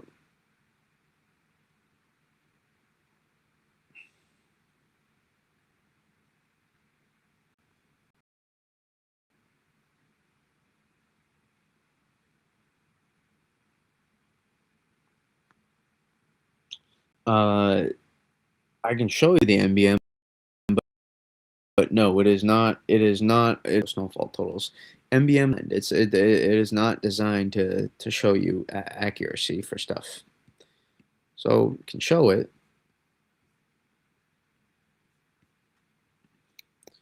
but this is not designed to show accuracy, in my opinion, at all.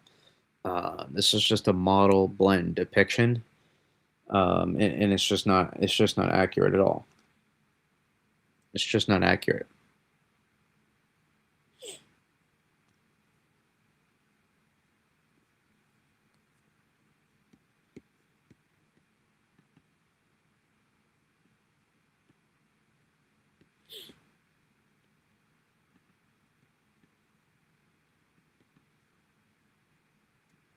It's just not nowhere. It's just not anywhere close to where it's going to be. So you just got to keep that in mind. What's the best way to do it? There's no way to do it right now. There's no logical way to know exactly what the snowfall totals for this system are going to be. Frankie G Sports. There's just no way. But the best how I do it is I try to nail at this point. I'm trying to nail down the specifics of how the storm is going to play out, not the snowfall totals. I try to figure that out first before I try to figure out snowfall totals because I can't figure out snowfall totals if you can't do that. Same way for the Carolinas. Sure, I think regardless, you're going to get some snow out of this.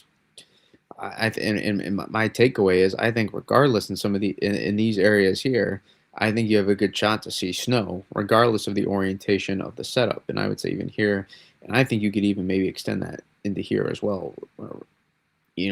Potentially a little less confidence because this is a little bit more high ceiling, high risk, as opposed to regardless of the ceiling, you can still get decent snow here. But my point is the specifics of the setup fully dictate how much snow you receive. And so right now we're trying to figure that out. And then you try to figure out banding, you figure out how much precipitation is in the setup. You have to figure out the ratios, the snow growth. So 10 inches of snow is 1 inch of liquid. Um, and so, that's something, that's something I, yeah, keep in mind is that, uh, if you have 20 for 1 inches of liquid, 20 to 1, then you're going to see 20 inches of snow. That's a very impressive. I disagree, Vetris. I think you can. I think you can have a decent idea. We did with the last system. We had a pretty decent idea. I think you can. Um, but A, this isn't the same setup, and B, it's very difficult at this time in general.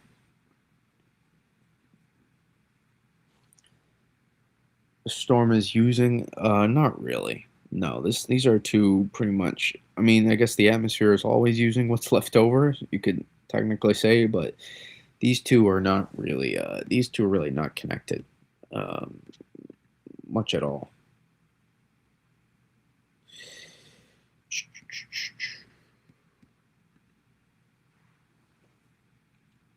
You think DC Philly is still in play? Again, with the total aspect, I couldn't tell you whether or not 6 plus, but um,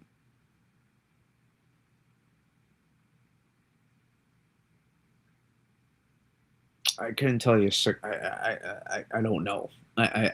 Sincerely, um, the orientation of the setup and how it plays out defines that. Not, if just this happens, then it's that. There's so many specifics with this system.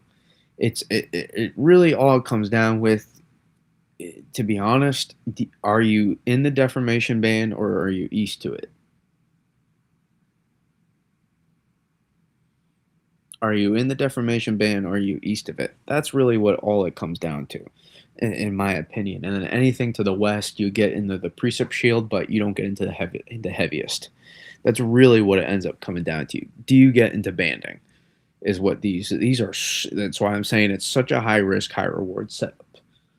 And we won't be able to pinpoint that probably until within, like, even start within a couple of days.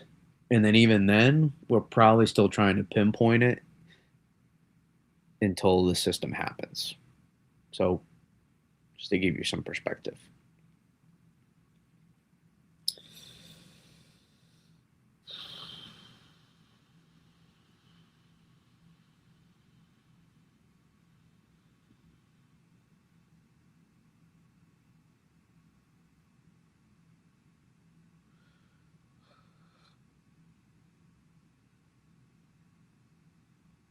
uh, I'm not sure if it's a play on words, NC player, but your deformation, there's going to be a deformation. There might be multiple in North Carolina, but I'm sure you're probably making a joke about something. So, but I can't read the tone on the chat. It's hard trying to focus on the storm best I can. Uh, Pinpoint. What does my gut say? I don't know if you're gonna. Well, actually, in Long Island.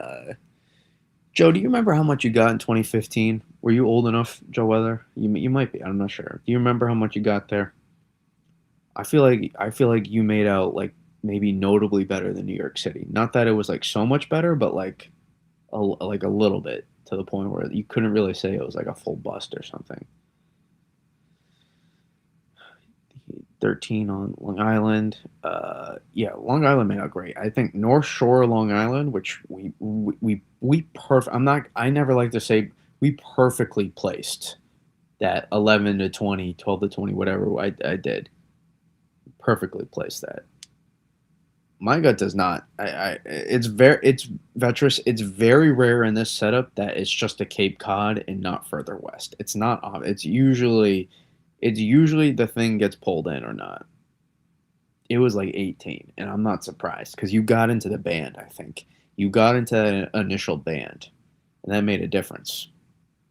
Yeah, you made out well. You made out well with that one. It's funny. I think if New York City got 18, I think everybody would be talking about that one way differently.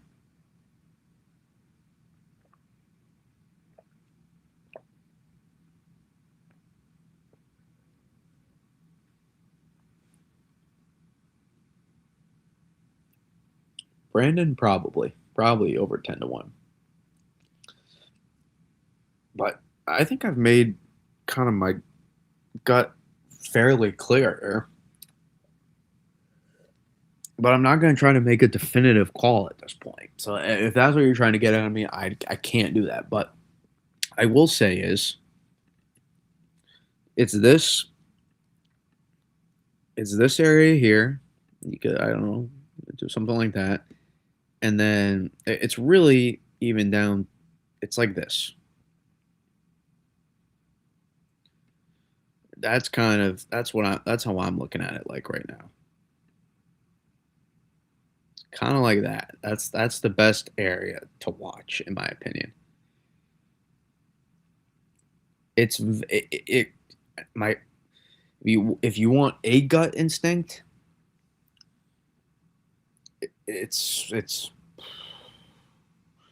hard. I don't want to make a definitive statement that I don't have to, especially when my thoughts are kind of clear. But I will say is this could end up being a very close call in New York City. It wouldn't shock me. It wouldn't shock me.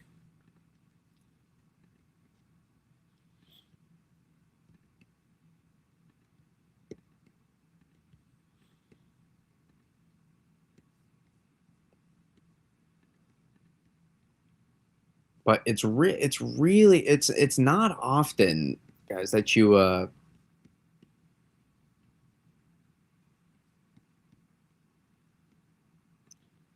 it's not often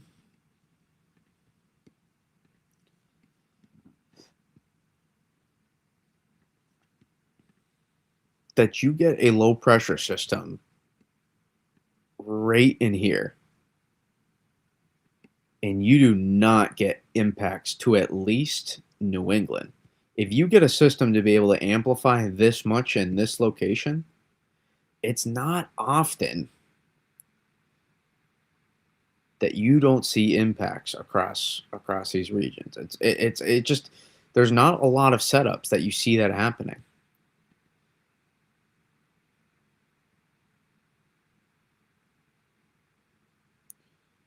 This was a great live stream. Well, thank you. I hope you have a good night. The backside was insane. Are you talking about the second or for this system or 2015?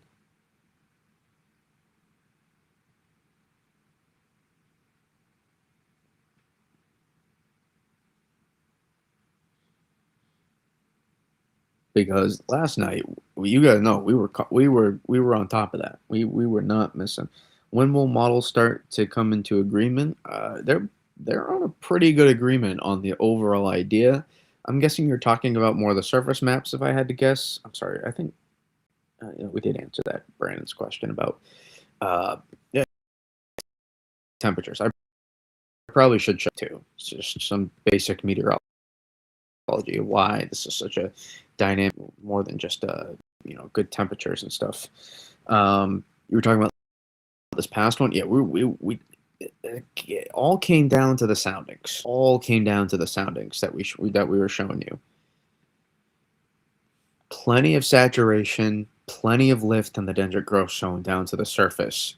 You're gonna get tons of dendrites. I got that was my strongest. Now I didn't record how strong the band was because when I took my nap, I woke up. I missed like the first band. I knew I was gonna miss a little bit, but I was hoping it would just. I was thinking it was gonna be slightly later, the best, but it came in with a bang like right away. So I did. I think I missed. I mean I saw some great. Don't I saw a couple of some fantastic bands that might have been just as strong or stronger. Uh, but that last one was the only time I recorded over 2 inches in an hour.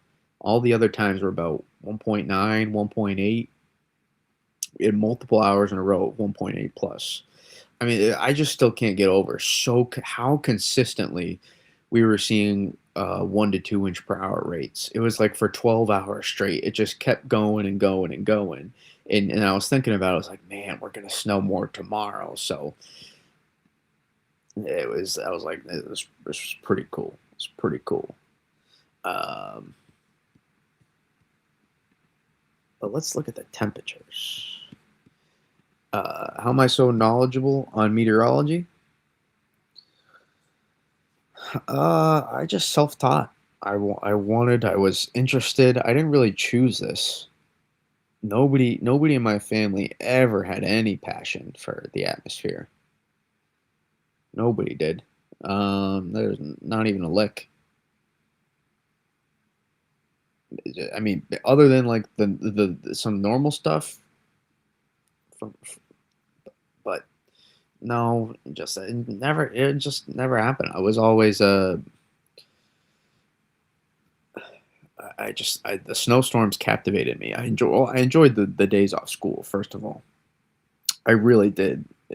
My dad is not Jim Cantori, um, but it just chose me. Yeah, it really did. I did not find it. I don't even say just meteorology. I say just the weather, the atmosphere in general chose me. Not necessarily the science of it didn't choose me. I ended up choosing the science eventually. I found it. Actually, it might have chose me too. It just I kind of wanted anything I'm really passionate about. I want to dive into and understand why it's happening. I want to know why, and I want to know what's going to happen. Uh, I'm kind of impatient sometimes, but so I want to pinpoint stuff, and if I can do that, if I can do it well, that's the goal. But that's self self teach myself this. But yeah, it was all the snowstorms growing up. You live here in Massachusetts. You get plenty of snowstorms. You get plenty of snowstorms that just make you captivated. You don't really feel like you have a choice. You either basically here's what I was gonna say. I was actually gonna tweet this earlier, but I just said whatever. Um, when you have a conversations and you talk about people with past winters, there's some people that refer to past winters as brutal, and there's others that refer to it as insane and awesome. The people that refer to it as brutal, you kind of know how the rest of that conversation is going to go. The people that refer to it as awesome, uh, those are usually the kind you can geek out with in the atmosphere. Uh,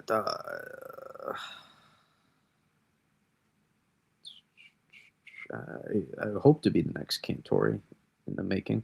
Did newer model outputs show any changes? No, and they were never going to. Models do not decide where the storm goes. The storm, actually, believe it or not, has already decided where it wants to go. We just don't know the exact specifics of that yet,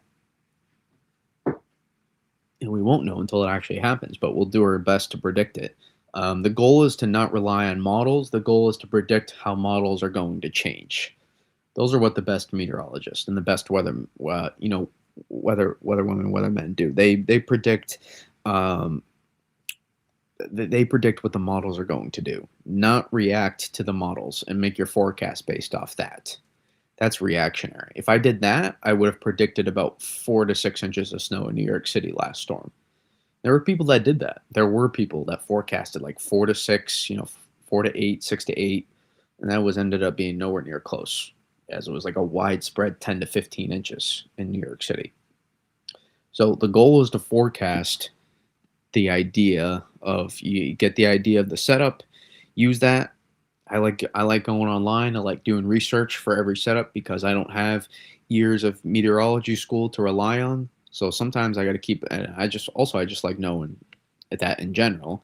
But I like gaining as much knowledge as I can about what I'm going to do, and I know I'm going to have to present to you guys as well. It's why I've always had really good presentation skills. I think I kind of thank this for it that I have to know what I'm going to say. I have to articulate my thoughts, and I got to be able to do it clearly enough for you all to understand it. And clearly, I do at least a decent job of it. Otherwise, there wouldn't be 50 plus people in here right now at the same time having to care what I have to say about this storm. So we're doing something right, at least, especially considering we continue to grow.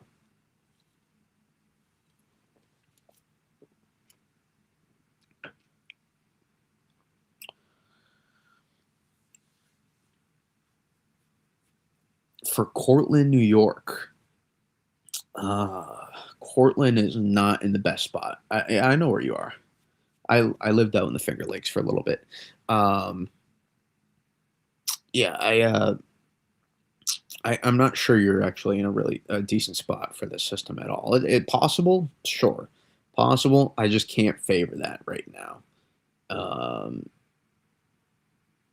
and it's not necessarily just because of the model support. It's because of the orientation of the setup, actually, more so than anything else. Uh, June 1st, 2011. Yeah, devastating event, but that's a benchmark. That's a benchmark day in severe weather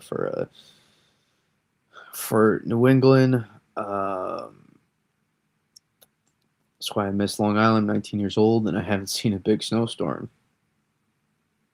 Well, then, if you were on Long Island, you saw a big snowstorm, then, right? Or I don't understand. I was too young to see snowstorms, so you saw them, but you just don't remember them. Then, okay. Uh, 2005 was a big one. Not as big for me up here, but well, actually, I was in Attleboro at the time, so I guess I was decent. I've not lived in Grafton my whole life. Uh, was your prediction on what happens with the snowstorm? Again, say thoughts thoughts remain clear. But what I do want to bring up is the cold air with this system. This is your mix line, by the way. You see that? Look where your mix line is. We're not worried about mixing at all with this one. That's actually what kind of reminds me of it. I don't know if y'all remember. 2015, it was very similar in that aspect. There was no threat at all of a mix line with this system. I'm not. I'm not. I'm just. I'm using it as an example. Don't take it verbatim. Please don't. Please don't. Please don't take it verbatim. I just. It just that's first system I can only system I can think of off the top of my head where so much deep cold air entrenched at it. I mean, look at all of the cold air. This is all just impressive cold air entrenched out ahead of the system and in behind. And right here along that axis, that is your period. That's your baroclinic zone right there. You see that? So you get warm air. Here's your warm sector of the storm that gets brought up. And then there's your deformation zone. See that at 850? Right there. That's where you're looking. Take a look at the temperature anomaly. This is what's going to show you Meteorology 101 right here. Classic. Classic, classic, classic. See all this above average temperature anomalies? They're still frigid. They're freezing cold. It's just per average because the cold air from the polar vortex is displaced down and around. So you can see the 50-50 low set up on the 850 one day or the 850 temperature anomalies average. But look at all the warm air this pulls up. The Atlantic ridging that helps pump the moisture upwards the coast. And so this funnels it in, and that warm air meets the cold air that comes in from the backside. Sure enough, you create the magic up and down the coast. So pretty cool Meteorology 101. Anytime you're forecasting weather, dynamic weather is usually created by change in temperature over a very confined area. Sometimes over a large area, but the specific of it, of the best, specifics of it of the best is usually confined in one area. Would I ever want to be as a big, I'm assuming, a streamer as you're talking about is Max Velocity and Ryan Hall? I don't think I ever will be. I just don't have the. I would have to get like famous first before in order to do that, which I guess is possible. Depends on how my life goes. But you know, I appreciate it, Frankie G Sports. I try to do my best, but I wouldn't deny it. But I do love it would make harder to be as relatable and answer the questions I can when you get that many people in there. It's a little difficult. You can't really keep a flow of the stream, so I don't really take this for granted.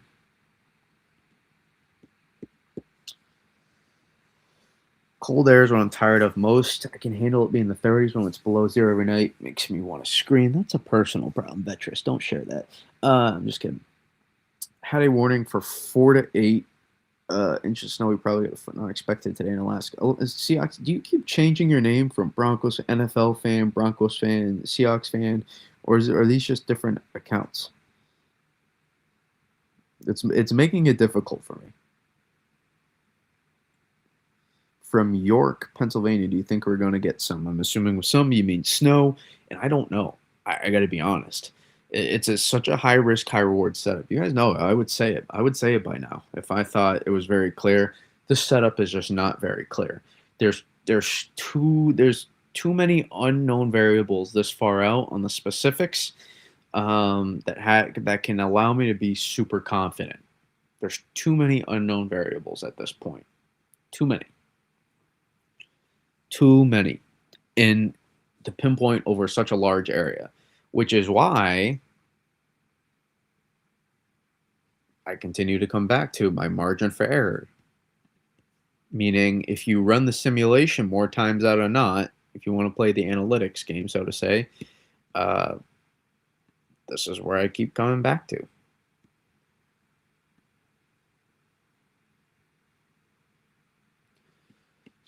That has nothing to do with the map, by the way. I'm just drawing over it.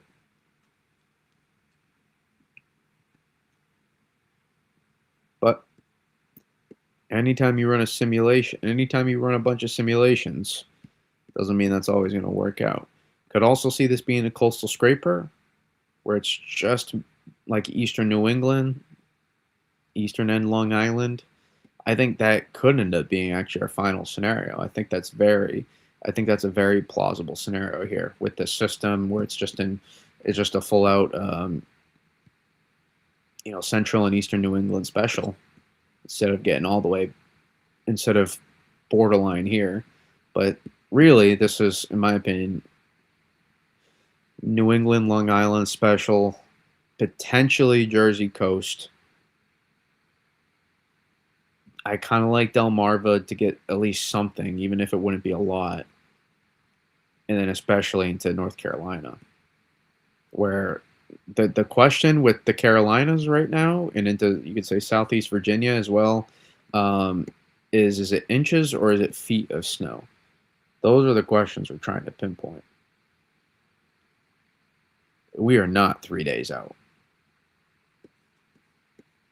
We are not three days out with the system. That looks like it. You would think, but look how slowly this thing comes together. The main part of the system that's still 4 days out. New England 5 days out. That is we got a ways to go. In 3 days also is with this kind of setup, it's a long time. People just think snow. It's the last system we knew because the pieces on the table. It's like imagine you're in a bowling alley, right? There's much more things that can happen when you throw the ball, but when you put the gutters on, the ball is going to hit the pins. We had the gutters on for the last system, or I think that's it, right? The railing, whatever. I think it's the gutters, what they're called. That was just what came to my brain, so I'm gonna run with it. I think that's what they're called. I haven't bowled in a long time, but that's what happens, and so you're forcing the storm to go in a certain area. This one, there's no this one could get thrown into the gutters a little bit more. Or the bumpers, that's what they're called, my bad. The bumpers, I think. Not the gutters, the gutter guards. Yeah, the gutter guards, whatever. I think they're bumpers, whatever. The point is, those are off for this system. And these little things here. And so that really makes it a lot harder because it's really going to come down to pinpointing. Yeah, we got there eventually. The gutters is what happens when you roll it in the gutters, which we could do. But it's not going to. But maybe, you throw two balls at one time, maybe one lands in the gutter. Maybe the other one hits some pins. Maybe we hit some pins. And if we're lucky, we throw a strike. And we do that. But there's a reason amateur bowlers don't throw strikes every time.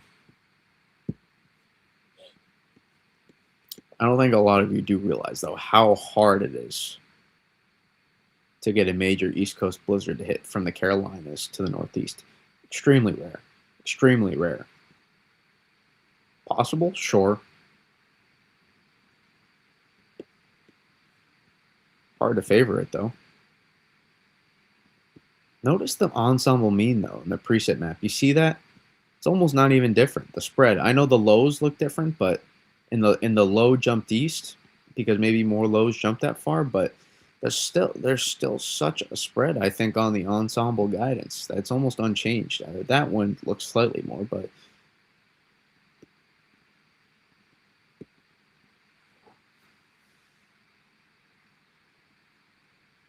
assuming we're an average bowler, I don't know how good of a bowler I am. It's been literally that long.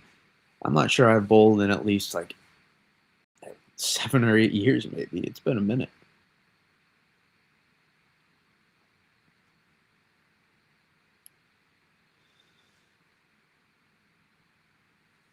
Uh, am I single? Yeah, I am right now, but you don't even know what I look like.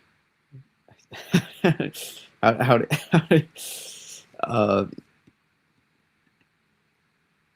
I'm not, but how do you know my face didn't run into a wall? Yeah, uh, it no, I'm fine. I look fine, but I don't know what Raleigh's record snow is.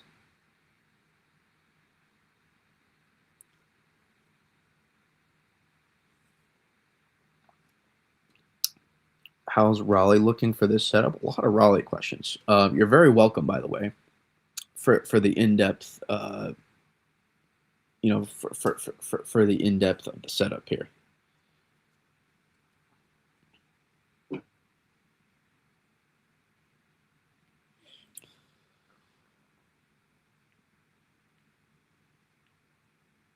Me, no. Sorry, I don't blush when it comes to the weather. I just get I just get very hyped to get snowstorms. So, but for Raleigh, I think it's going to be difficult. I think it's going to be difficult to not get a decent amount of snow, in my opinion. That was an interesting way to phrase it, but it's true that it's true that with this system here that Raleigh could get potentially a ton of snow. It's not out of the question. It's not out of the question. In my opinion, with Raleigh, it's not about if, it's about how much right now.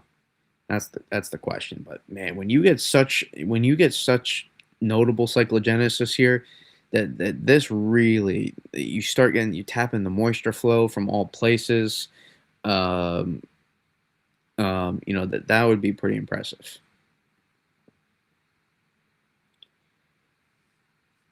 All right, that's a little over the top. Little over the top. Yeah. What do you think about Hampton Roads area? Could the GFS be on to something? I mean, I'm not sure. I'm not sure. This is the GFS, for example. I'm not sure about onto something. It's just I want to show that. It's it really comes down to the specifics of how the upper how the upper levels come together. It's really about the specifics of that. And so with the setup here, it really all depends on where exactly the upper level low really starts to consolidate. And so that makes it really difficult to tell and pinpoint how exactly this plays out here across this area. Whether or not you get a ton of snow is all going to depend on, I'll show you 700 Vort again, whether or not you get deformation band back into here. And that's why you probably see as much snow as you do, across those areas in that setup.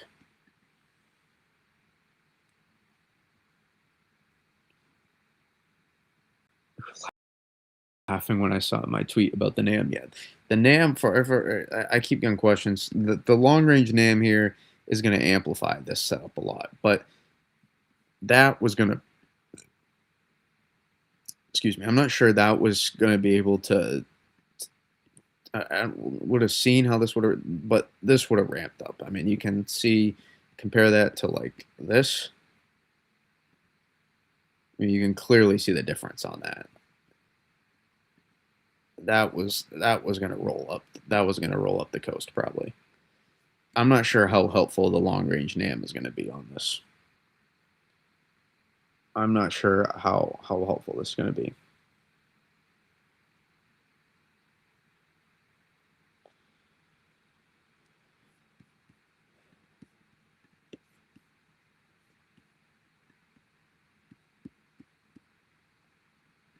Oh, we have not checked on our boy the icon, and that's probably why, because that's not even close to much else. But is the Ucommit out? Take a look at the Ucommit. Oh, the problem with the Ucommit is it changes by every 6 days. I guarantee you is way different. Oh no, it's consistent. That's a rarity. And then 0Z, yeah, you can see that. 0Z last night shows a shows a tank just right offshore. And then 12Z, nowhere to be found.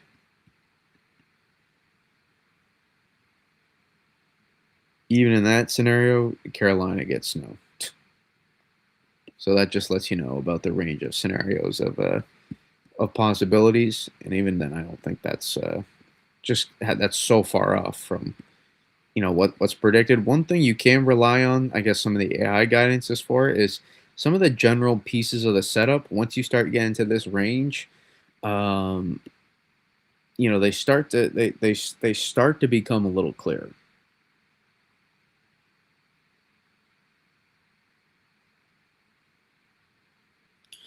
They start to become a little clearer, and if other guidance pieces don't show something similar to some of the AI guidance in this aspect, it's usually a red flag for the model run. So it's usually a red flag for the model run.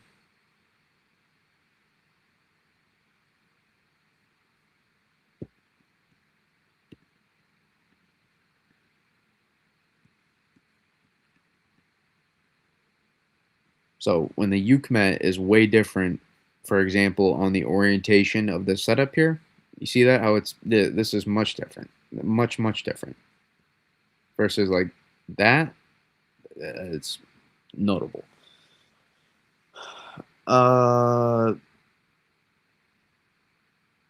yeah, RGM was kind of close, but not quite. One of those models again, snowfall maps on models are not reliable.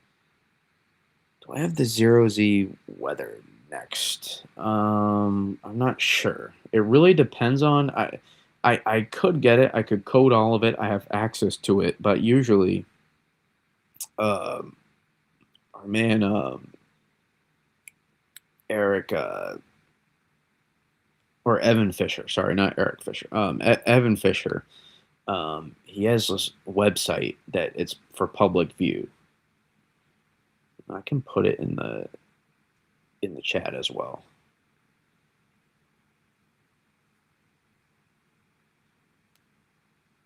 And that is access to the weather next right there. But it's still in the what really until it gets inside, it's still a little bit unreliable, a little bit. So it's a little bit difficult to just rely, especially when it swings a lot. Like it showed something big, and then it now like more still showing it, just more not as notable. So it's a little bit different. Can North Georgia see anything? Northeast Georgia, I think absolutely could see some stuff out of this, but kind of difficult to get an all-out major snowstorm, in my opinion. No, that model is not good for last storm. It's been good just in general. So yes, was, but it's been good just in general. But we also really haven't had this kind of system. It's a different. You got to remember, every system is different, so it's a little difficult. Emerald Isle, North Carolina. That's eastern. That's Eastern Carolina, right? That's on the. Is that on the coastal plain? Weather guy. I could be wrong.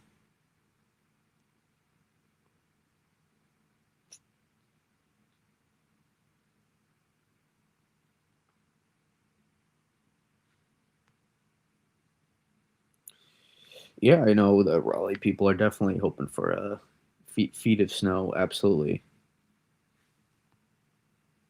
And what is that model? It's an AI model, is all it is. It's an AI enhanced model. Um, could North? I mean, I did just discuss the North Georgia part.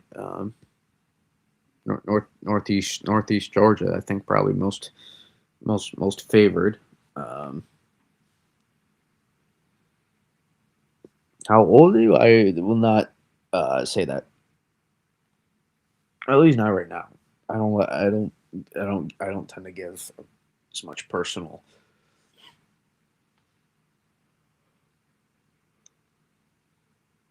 I like to keep it. I like to keep it separate. Not that I have some secret double agent life. I like. It's easier for me to have balance in my life. The more I can separate the personal, I can come here for the weather, and I can separate my personal and work life and stuff I do with that. So um,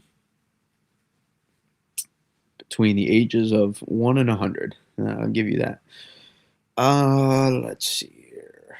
I kind of want to check some of the panels.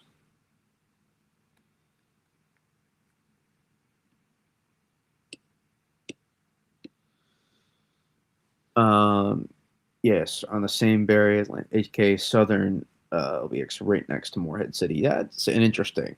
I like Northeastern uh,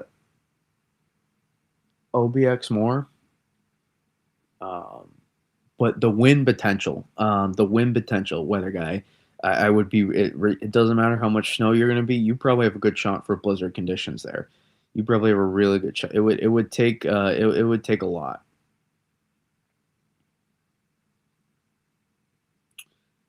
It would take a lot for me to not think you're going to see at least blizzard conditions.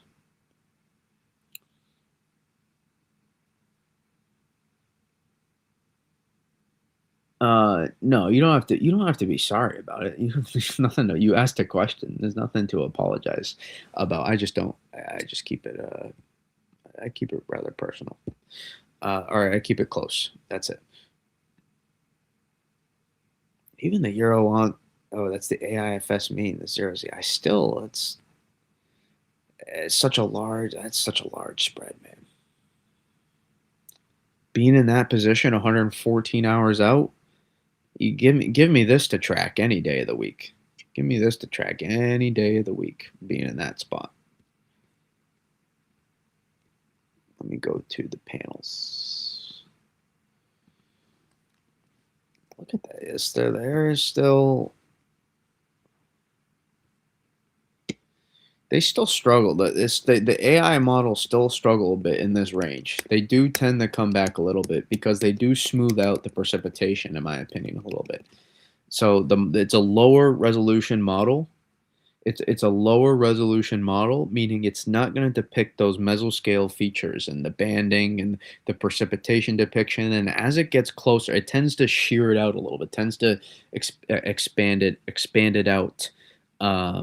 It tends to expand out the precipitation instead of consolidate it more. And so what as a result, the precipitation maps oftentimes in that like 3 to 4 to in that 7 day time frame are usually really off, and there's actually already some research out there about that.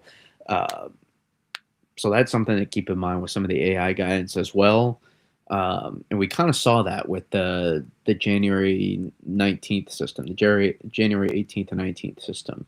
We kind of saw that.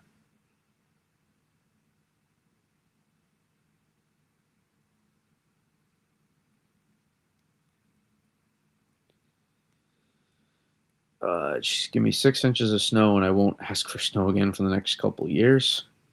You say that, and really all it is it becomes addicting and you want more of it.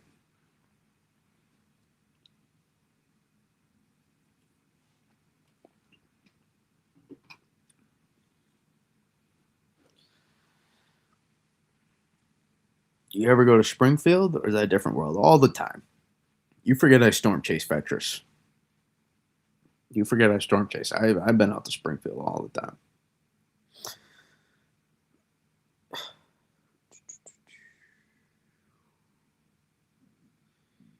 Euro AI ping. We're testing it there. We're testing it. But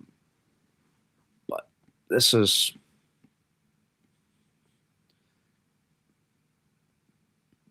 still pretty impressive.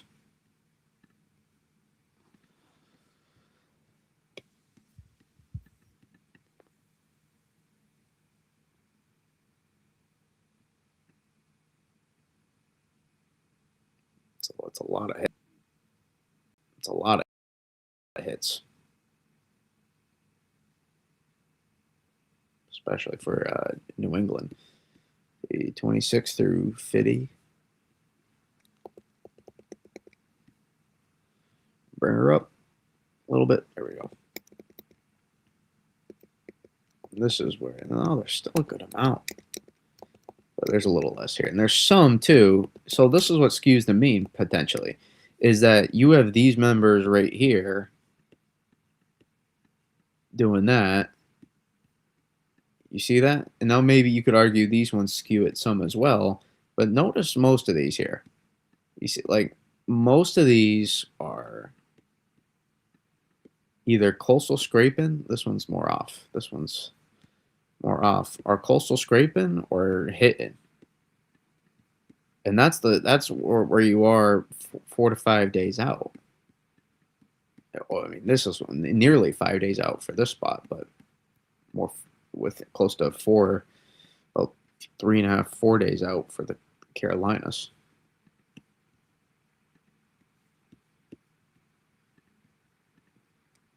And this is where you find it. You see that? There's not there's not a ton of members, as you can see, that really like there's not a ton of misses. These are all like coastal scrapers, so to say. So, like, especially on this side, at a minimum. And then you also have a good amount of hits in here as well. You can clearly see that. And the hits you can clearly see are massive. This probably would be a hit, to be honest, if you look away from the P-type map.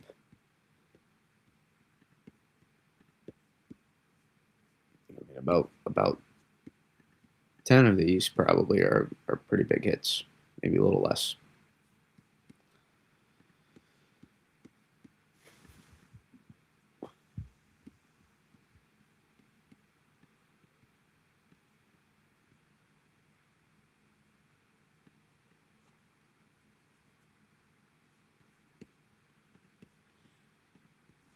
I don't know what the Euro Ensemble looks like. Similar.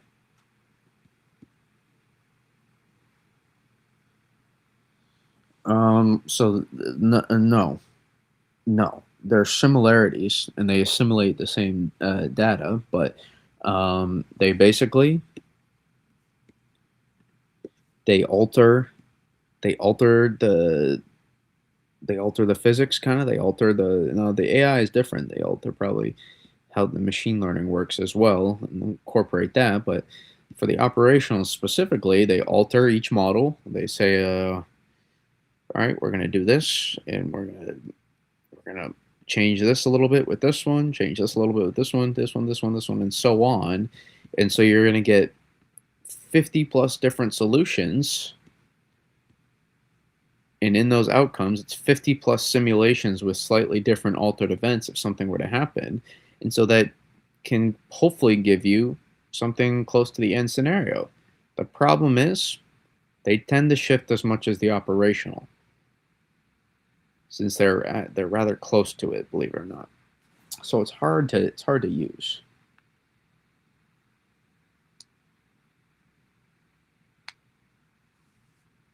The MBM I'm not concerned with, to be honest. Not really all that concerned. Sometimes they can kind of pinpoint as you get closer. Some of the banding, it can kind of show that maybe a little bit, but just because of the use of models it uses. But I don't, as we discussed earlier, not part of any update from the national. No, I don't use the National Weather Service to forecast. I do my own thing, and then they do theirs. And we oftentimes don't have the same perspective or at least forecasting message. It's a lot of times those meteorologists, they just kind of release the data more so than anything else that they put out there. They don't really forecast their own. They forecast their discussions, they do, but there's not a ton of actual. It's usually more output of model data versus anything else.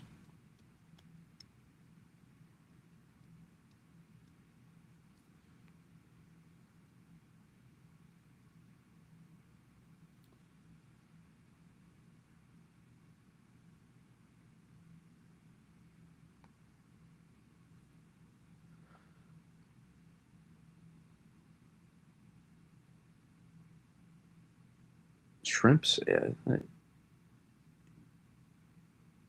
I guess you could say that. Uh,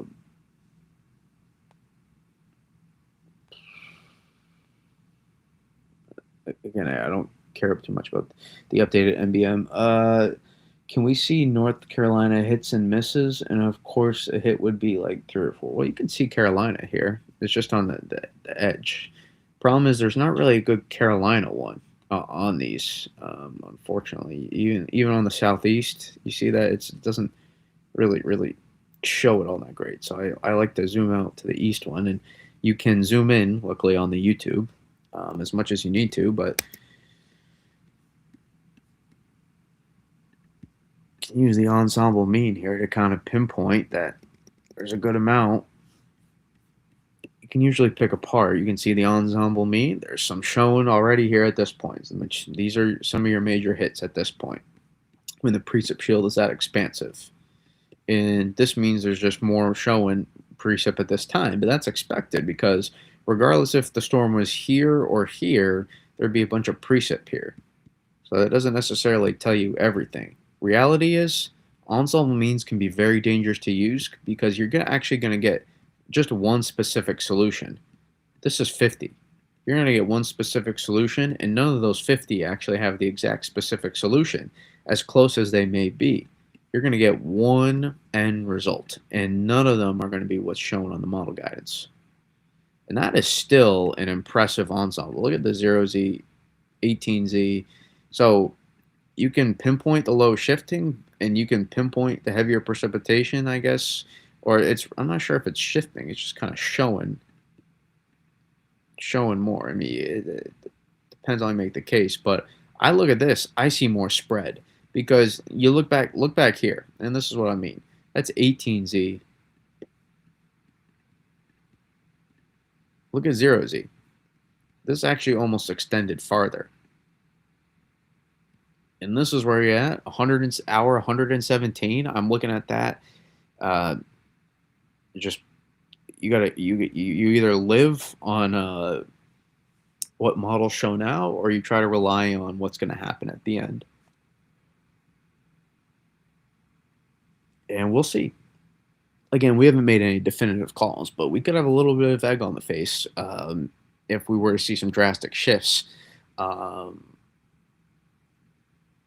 and this, miss all of New England completely because I'm currently like getting increasingly confident at this point that at least uh, you know across a good amount of New England and Long Island is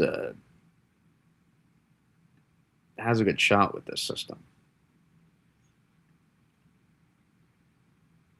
At least I think so. And then ultimately, these places here could be a very close fringe call. And then these places here, you got to hope and pray. That's all. That's all you got to rely on. Not that it's not impossible. It's possible. It's just not most favored. You got to realize um, where exactly that deformation band was going to set up, actually. But this is the Euro ensemble mean, and this is the Euro itself. Take a look at the difference. That's a notable difference. The AIFS, the AIFS ensemble mean. So the ensembles kind of allude to a little bit more what we're talking about, how they're showing a specific solution, but the ensembles are actually a little bit different than the operationals right now.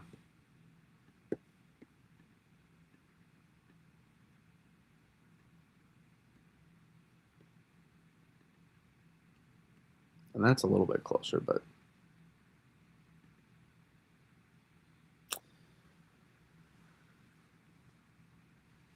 uh huh? No, the National Weather Service, I will never crap all over the National Weather Service because it's not easy taking a low pay government job with basically just trying to help. It's the warning system, in my opinion, that is how it's why they're so important. So we can, we can pick apart some of the skills of, or not skills. They're all very skilled. Almost all of them are very skilled forecasters. Uh, but the messaging and the thoughts they do put out, but the warning system, how valuable that is, and the work they do, those late nights of severe weather coverage where they're working overtime and not getting any extra money for it. The work that they did on the during I don't get into politics. Don't even try to get. You'll get muted right away and timed out. So don't if you can try it, you'll just get timed out by one of the moderators. Now the fact they were still working, um, and doing that for free, that's as I think as noble as it gets because their job is so important. It's so important. It's not something I would ever want to work, but because it doesn't give me the freedom to do what I want to do, but very important job. Think about on the low. What do you mean by the low end? And no, it's the combination. It's the combination for Vetris.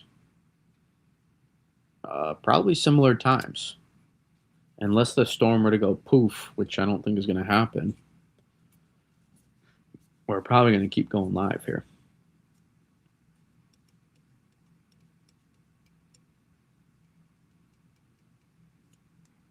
It will become a little bit clearer tomorrow, but you're not going to get all the answers you wish. In my opinion, it's pretty straightforward. I've put it down. Now there's wiggle room in between for the Carolinas. It's pretty straightforward for the Carolinas. In my opinion, you either get accumulating snow event to a minor winter storm at least, which would be like a major winter storm for your area. I'm talking, you get something that'd be like a nice, like 2 to 5, uh, maybe like a 2 to 5, 5 to 9 inch event. Notable winter storm, nothing too crazy for your area, nothing that was that would do the same as it was for these areas here, but again, not saying you guys handle snow amazingly. Listen, it's done a little bit different across these areas up here. The snow removal process was kind of crappy with this last storm. I know it was hard, but was not impressed with how the roads were handled. But you either do one of those, or we're talking about a 1 to 2 foot plus storm possibly. I think those are the scenarios we kind of docked. I think it's fairly straightforward. It all depends on the timing of the upper level energy and when it moves through.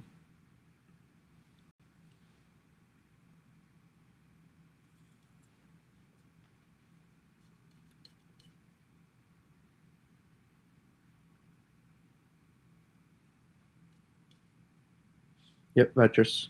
Have a good one. How much of the low spread is actually from convective feedback issues, sparking up a low primer low when that should not be the case? That's a great question, Aquarius, and it's probably some, but you kind of see the models already pick up on that. AIFS doesn't show as well, but let's see if we can get. And I'm not gonna lie, guys. I was very impressed with what the ensemble still look like at this point. I was very impressed. The fact that the mean low is back here, easily southeast of the benchmark, in the preset, it kind of looks like this. That's a lot of it's a lot of uncertainty in the guidance. This is your convective feedback right here. This is models trying to place a low pressure here that either in reality would be extremely weak. It would be extremely weak, or is actually probably not going to be there. It's not often you see it to that extent. You're in the range right now where models try to defy physics a little bit. They try to test. Models are, let's put this in perspective. Like, in theory, certain things can happen in life, right? In theory, somebody can jump 50 inches. Somebody can, right? Somebody can jump, 55 inches, right? In theory, it could happen. Models play in theory.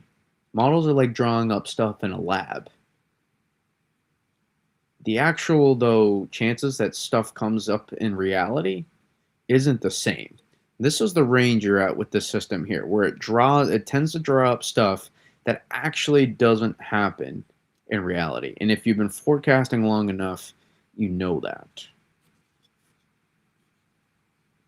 And so that is where that is where you have to pinpoint past history, model biases, current setup at hand, current analysis. You got to start pinpointing all that stuff to try to see through the BS, the bull wax, the beeswax, whatever you want to call it.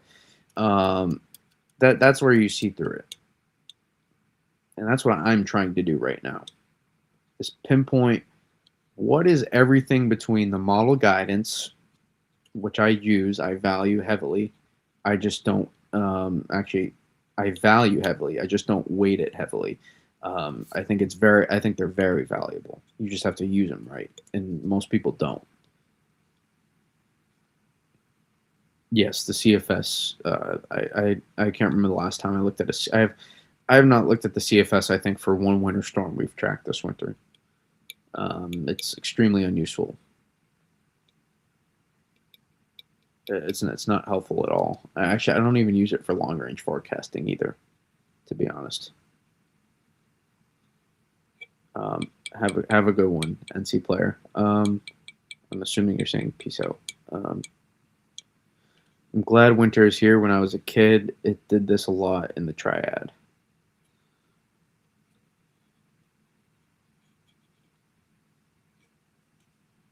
Winter? I mean, winter happens every year. Are you talking about getting a storm?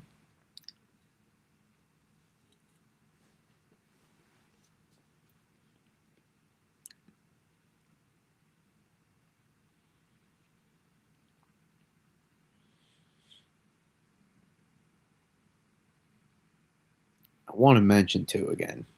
Um,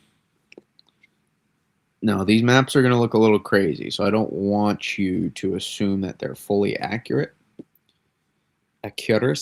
Accurate, but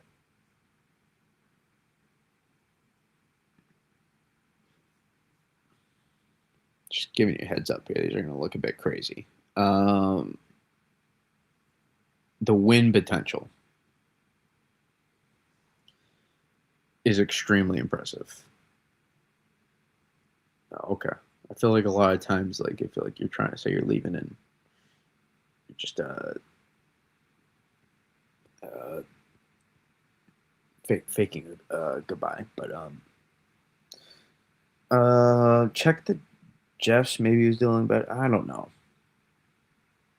It might have just shown more hits. We did check the Jeffs though, Aquarius. We did. Um, I'll say the cities of Quincy and Boston are always the best when it comes to snow cleanup and removal. Every storm, no matter how much the roads and side streets are always taken care of. It was not the case. I was driving around Worcester, some of the surrounding towns. Worcester was brutal. I mean, Worcester, like literally, I was watching. There was traffic being caused because of the amount of snow on the roads. No, almost like no traction for cars without four-wheel drive. You're making turns around the light, and I'm just looking at like, this is why are we taking so long? Oh, it's because there's literally still 2 inches of slush just spread across the road, and not like Arctic slush, not like that wet slush, like very much enough to. It was so cold that make traction worse on the roads.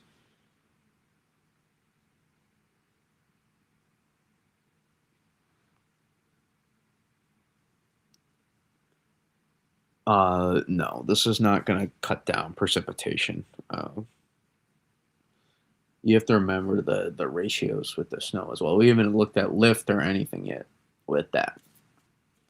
Dry, the cold being dry is not what's going to define the system at all.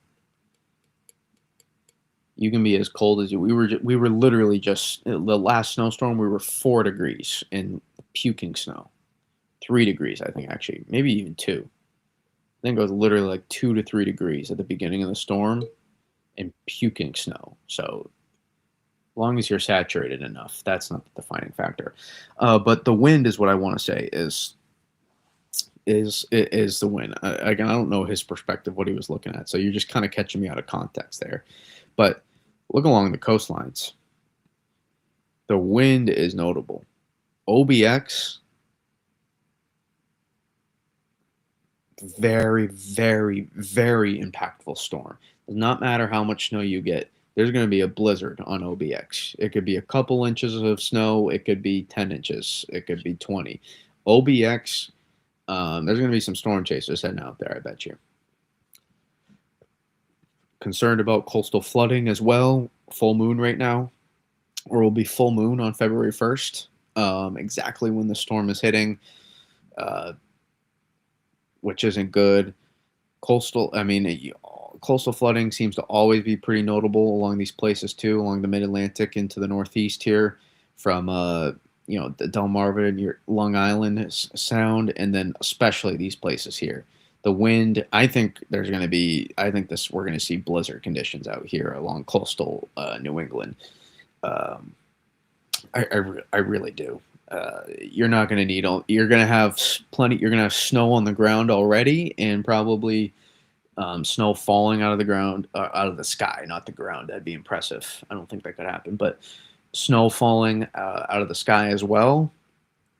Probably ripping winds, regardless of the outcome. There's there's going to be some blizzard potential there. Yeah. No, it's not one that's a potential. This is I'm more confident in this about being a blizzard than how much snow we get. That's how very confident I am in this. You're not gonna need much snow at all to make this a blizzard because those winds are going to be ripping. Even if you don't get a lot of snow, the gradient between the high pressure, you're gonna have high pressure to the north, high pressure to the west, and a low pressure system sub 980. You're going to have a low pressure system sub 980. The pressure gradient that we created last storm as a result was impressive. This storm, you have a strong low pressure developing and high pressure creating a gradient in between. That is going to create a very, very strong pressure gradient. And what that does is help enhance um, the winds. That lower pressure. Anytime you're dealing with lower pressure, your winds go up. It's that pressure gradient is what gets created, and so it creates a high impact. I don't know why this keeps flipping like that, but I'm not ready to say how strong, but let's say hurricane force isn't out of the question here for some places, which some people don't like that term, but that's an easy way to describe it because you know what that term means. Now, if you run off it with it in your head, that's I can't control that.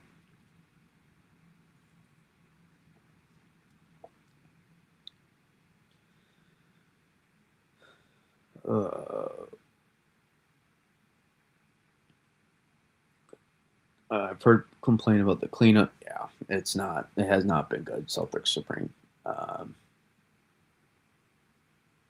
has not been good. Not been good. Um, it feels like they have to. It is what it feels like. It feels like they just get it done instead of like doing it well. And it would be good for like deep south standards. It would not be good because of the time, but not be good. I mean, we had like 3 or 4 plows run through Monday night total, like plow runs. We it was there was and nobody really came through on just my road in general, which is usually not the case. We're usually able to get a good amount of times. Was not the case. Worcester was awful. Worcester was awful today. Uh,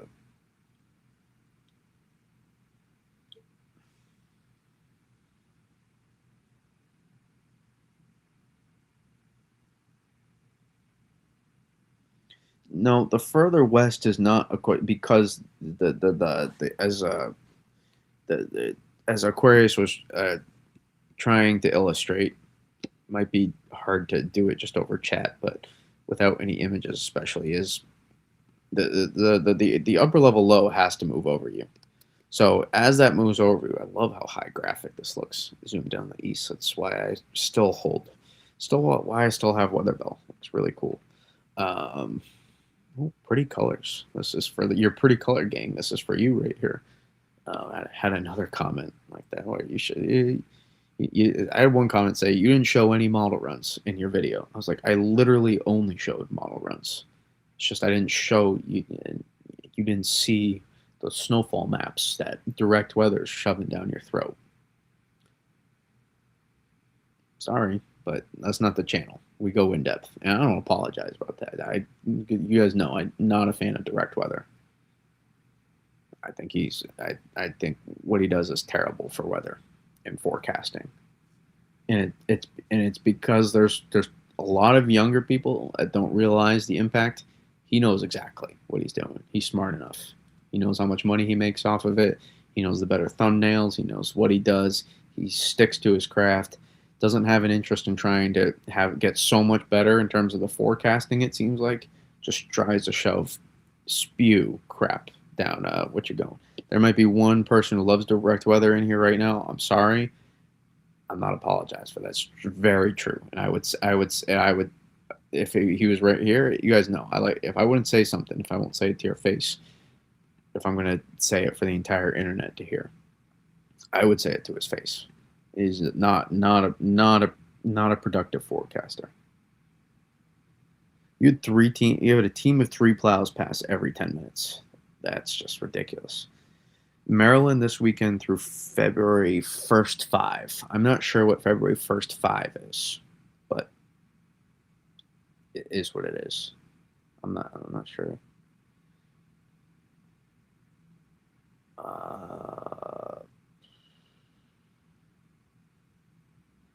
This is New England. They should be way better. They should be. Should be.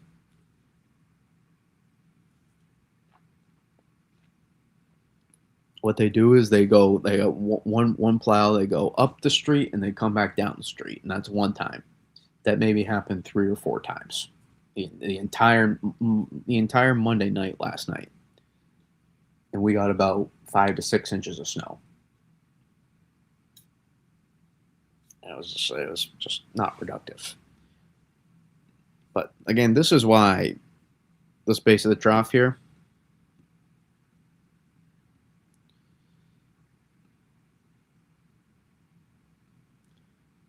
you're going to get precipitation to swing through.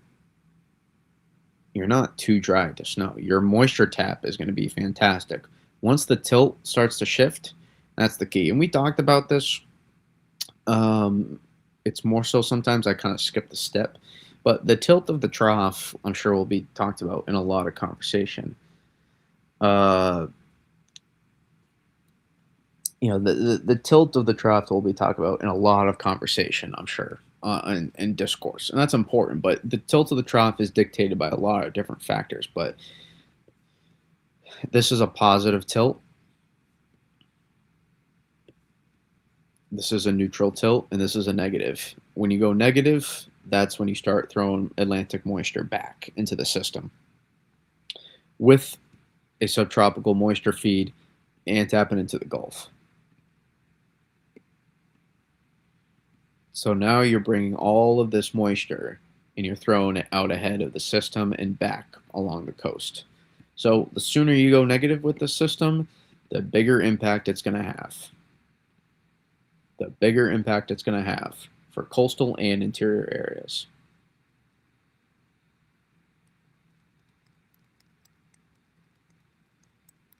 Yes, this is going to be a snowstorm.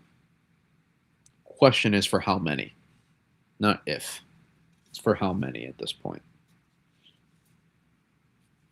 This will meet snowstorm criteria in the Carolinas, regardless of what's to happen further to the northeast. You meant February 1st? I mean, Maryland this weekend through February 1st, that's a few days from now. So I think you're just asking about the storm. I mean, it's pretty clear. I mean, it depends on where in Maryland. Further southeast is favored, has more margin for error. I don't know what's going on with your phone. Hey everyone, how are we doing? Hope to see some good snow. Well, I hope you do too, Rabbit. Very true about direct weather. Yeah, I mean, I if I didn't think it held any validity, I wouldn't say it about another person. I generally really don't like crapping on other people. You guys gave me a layup of an opportunity to try to crap on National Weather Service, and I wouldn't take it because I know how productive what they do is. Just because I disagree with some of the forecasting methods used at times and the messaging and the totals and the maps that they put out doesn't mean I think what they do isn't helpful.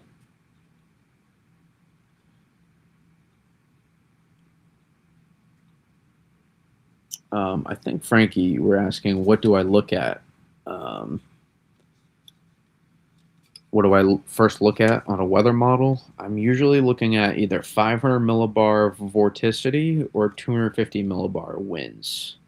I never, ever, ever, ever, ever look at the precipitation map first. Never, ever. Unless it's short range guidance and I'm trying to pinpoint bandings for soundings. That's really the only time. Very short range.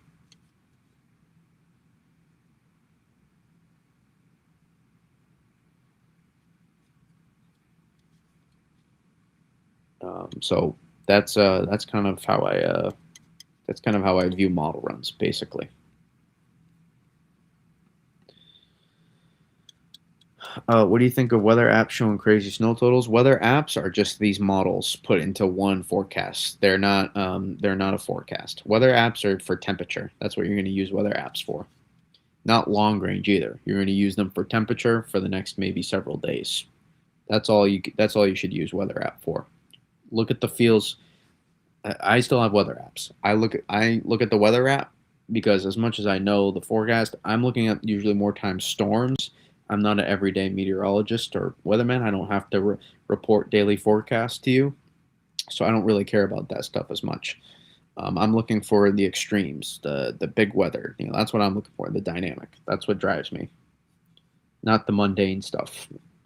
Which is why you'll never see me probably be a TV meteorologist unless I can kind of just do storms.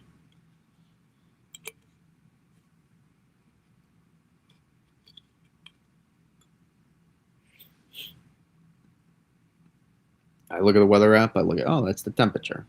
Now I know what to wear, especially in the summertime. That's what I'm not keeping up with temperature forecasts. Besides the heat waves and the big cool downs. Also, if you don't mind hitting the like, that also helps as well. And consider subscribing if you wish. There's super chats available if you feel to show extra support. Not necessary by any means, but I always mention it um, because it would be dumb of me to not. I'm trying to make this uh, channel grow a little bit because I think what we do here is really good, and I want to spread this positivity of analysis is what I like to call it. I want to spread. I want to make this the base of meteorology again, not just looking at weather models, precipitation maps, and assuming that's what's going to happen. And it seems like we have an epidemic of that right now, and I'm trying to change that slowly and steadily. And so I'm not budging when people say you don't, without saying it, you don't show all the pretty maps. Um, that's not my goal. Do you want the weather? Do you want the forecast? Or do you want just the maps? I know some of you just want the maps, but joking a little bit, but you want to know what's going to happen, how this will maybe affect you, or you just, you want the pretty colors. This ain't the spot for that. If you want the analysis, if you want in-depth understanding what's happening in the atmosphere, give you my take on it, which this winter, I'm not going to lie, we're off to a decent start. We're off to I'm not just, we've been very good, but it needs to keep being, it needs to keep staying that way. We have not had a failed forecast yet. We've had forecasts that have not been as good, but we have not had a failed forecast yet, which that's what matters. That's what matters. So, but most of the forecasts so far have been pretty good. But that's just from studying the setup. It's not. I don't have anything extra special than anybody else. Everybody has the same access to the weather information that I do. The time and energy you take to spend on it and what you do. It's not about usually how much time. It's about what you do at that time. That's what defines whether or not you can do it. If you're just going to spend your time looking at precipitation and snow maps, it's not going to work out for you as a forecaster. Thank you, Kelly. Do I want to work in meteorology? I do work in meteorology. I do this on the side. Do my own thing here. If you're asking, am I going to get a degree? No. I quickly realized I don't really need one. Not that I'm like so much smarter than everybody else. I just I don't really think I'm ever smarter than anybody else. I think I just put in a lot of time and effort into my forecasting. That's really it.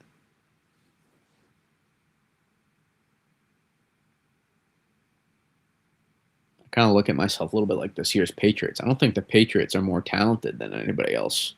I don't think they're better than anybody else. I think I think in terms of talent, they're maybe. I mean, they have an amazing quarterback, but in terms of talent, they may be like top 15, top 20 at best, if that. They're just preparation, hard work, attention to detail. That's what makes you very good at things. That's why I was watching all those games this year. I was like, I think they're going pretty far because the NFL has not a lot of that right now. Dynamic play, flashy. You want what's flashy? You want the model maps? You want the pretty colors? You want the throws on the run, the crazy Caleb Williams plays, or the Patrick Mahomes, whatever? Or you want consistency, hard work, stuff like that. Grind it out. Get a little gritty with the weather forecasts. Mid-Maryland, close to Delaware, we got hit with lots of snow and ice. Can we expect, again, Percy, I've been talking about it. I've been making it, I've answered Maryland a couple times now, but,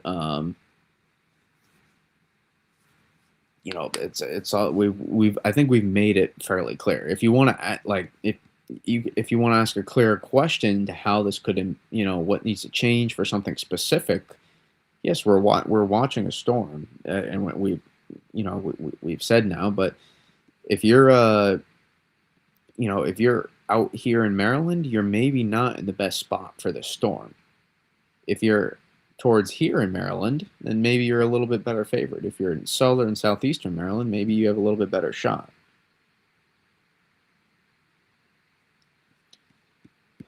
Bam, I don't see any of their tweets. I see some of the main guy of the videos. I don't forget his name, but I think he has some, some decent forecasting thoughts. I really like actually anybody that just doesn't forecast off the models, that they forecast off the things they're putting together. Anybody that doesn't forecast off the models, I like to kind of hear their perspectives a lot of times, because if you're just forecasting off the models, they're going to change.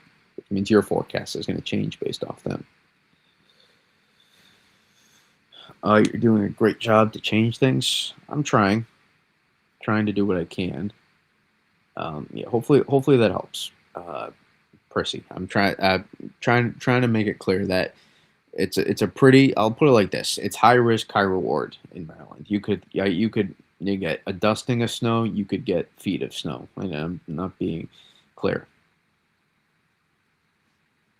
And I'm being as clear as I can about that. I'm not a forecaster. I'm a sitcaster. You're just gonna sit and watch. I'm assuming. I need this storm to hit. Waiting for the Patriots to play again is brutal. May went to my rival high school. You're definitely from North Carolina then. Our boy May from Charlotte, North Carolina. It's too bad his idol kind of turned on him. Uh, Cam Newton. Trig May versus Joe Bra. Without a degree is better. What is necessary is how to know to interpret what you see, and you seem like an excellent teacher, which is a bonus. Well, I appreciate that. I appreciate that. Doing what I can to help spread the knowledge a little bit here of what I've learned so far, and actually more ideally is just continue to become a better forecaster. Uh, the more accurate we get, I think that's what draws people to you. I think, those kind of results of accuracy, when people see what you're saying, what you're doing is coming to fruition, that gains more notoriety over time, and consistency. People will keep coming back to that. Um, Now, some people just keep falling into the same traps of some forecasters that just kind of post those model runs and phrase things a certain way so that they're actually never wrong, but the models were. I think that's a brutal way of forecasting, to do that, and sometimes some really good meteorologists are caught culprit of that. I've been many times been captured by the models. I'm not used to be as good as a forecaster as I am now. Not that I'm the platinum standard by any means. I still think we have a lot to improve upon, but I'm nowhere near the forecaster that I was even just like 3 or 4 years ago. I like to think we're a lot better now than we were then. I mean, we were pretty good, but I mean, even back in the day, we were always kind of seeing stuff, and just kind of trying to outwork other, not trying to compete with other forecasters, just trying to outwork, just trying to add more knowledge about what I can more than anybody else. Look at everything and try to pinpoint it. Then as the knowledge has continued to grow here, because I'm a pretty late bloomer to this weather stuff, in terms of forecasting. Only been doing it for about 6.5 years now.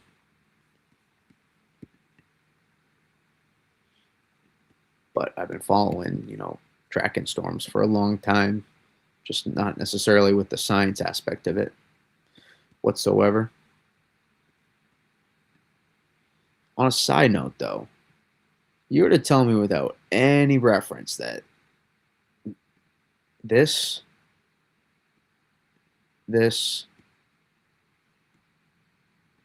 this,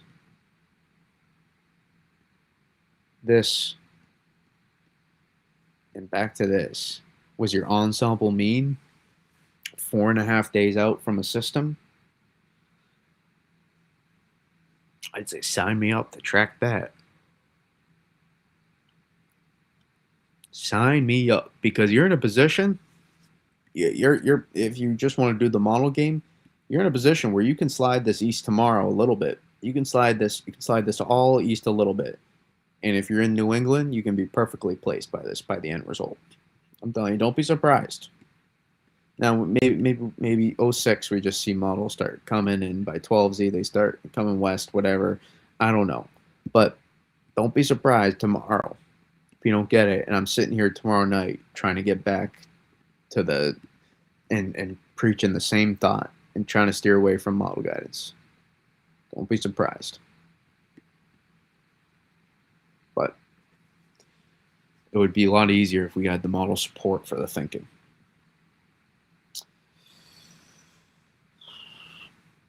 Having Drake made 2015 winter, yeah.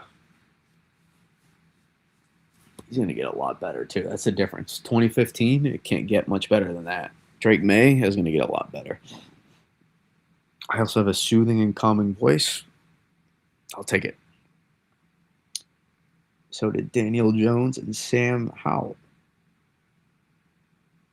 Danny Dimes, the Duke product. Actually, a very thoughtful teacher. Well, thank you. Do you think models are improving every year? Not to the same extent as they used to, but yeah, they improve. They're improving. Well, it depends on if they upgrade it. If they don't upgrade the model, it's not actually going to be improving. But they're probably done upgrading a lot of these physics-based models, to be honest. All the focus is on AI guidance now. AI guidance is the most important thing of the future of weather forecasting. Now, you're still going to need communicators, but AI weather models are going to become so critical to the future of weather forecasting. So critical. Already are. I've been trying to explain this. You know, a lot of people like keep saying every storm, oh boy. Like, yes, it's more so that we need to learn the models, but what do we keep saying after like every single storm? It's like, oh, the AI did well that one. Here's another test for the AI guidance. It's not another test. The AI guidance is just better. That's the reality. AI models are just better. They're more consistent, but that does not mean they're perfect and they're going to get every single thing right. They're just not. But they are better because they're more consistent, they're more accurate, and they're going to depict things uh, in terms of the overall idea of the setup a little bit better. But that doesn't mean they still move a lot, especially the operationals. They're not perfect. They're not perfect at all. Sometimes the AIs play catch up to the operationals. Sometimes the AIs even aren't the same. There's the Euro Ensemble. There's the Euro AI Ensemble. Right there. Just want to line up the times. There's the AI GFS Ensemble. So this looks like less confluence on this one. And last time the AI GFS did actually pretty solid with you know the you know the low up the track coast. That one actually did very, very solid. The one where we're looking at the coastal low up the track, it did pretty solid. Actually, some just a little bit further northeast this is happening, but some similarities.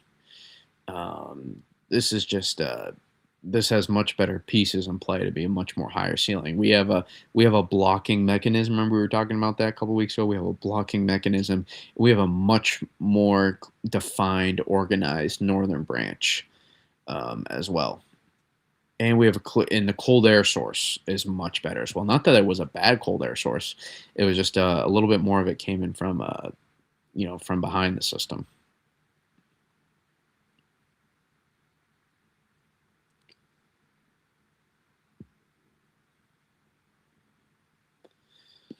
Suppose we can take a look at our boy the Nam here, and then I can't have too much longer. I need to get decent sleep tonight. It's not up for debate. I'm not staying up for a lot of '06 guidance. I'm manifesting that right now. But let's see here.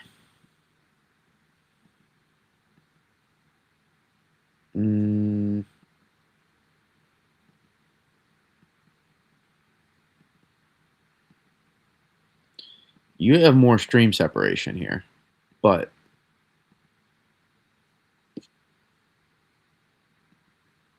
this the way this is pressing down. So we'll see. We'll see. But this is this is going to change again in 6 hours. So this isn't actually all that super important, but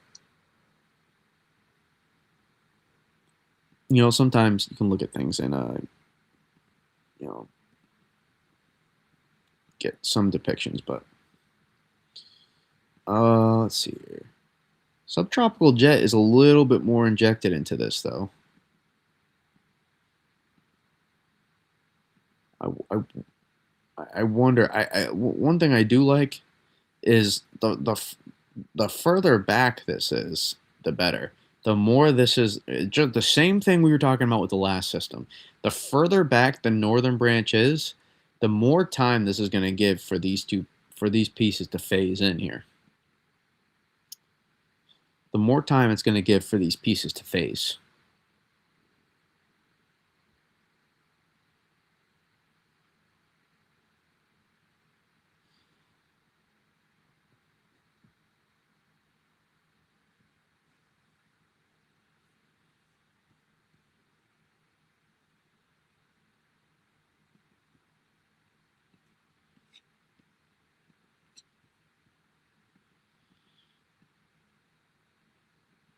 But I also, if you press on this too much and height lines are suppressed initially, it's going to be difficult to be able to rise height lines enough initially.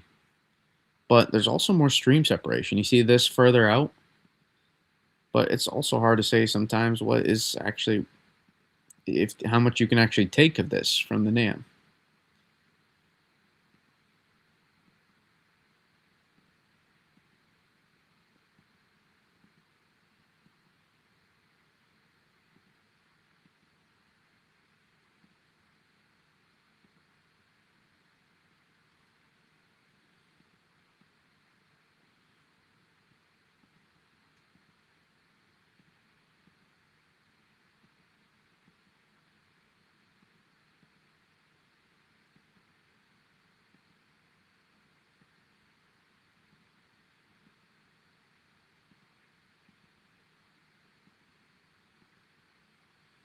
There's things I like and don't like. I don't like the orientation of this pressing, but I also realized that the NAM last time was probably actually going to produce a bomb. So I wonder how these things would even out. NAM bomb. What do you mean? How do we get it to punch Montana? The ridge? How do you get it? It just happens. I mean, I can't do anything to force it.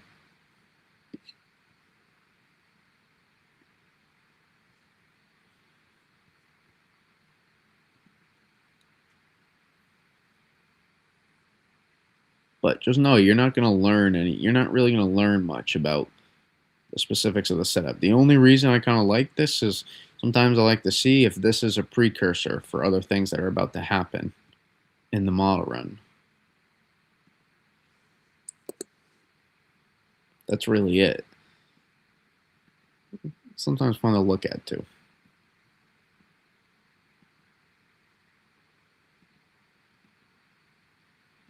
Yeah, so far I like the last run better, even though there's see initially there was more stream separation, but this is the key. That this pressing down so early makes me, but there's more injection here, and this started further back, but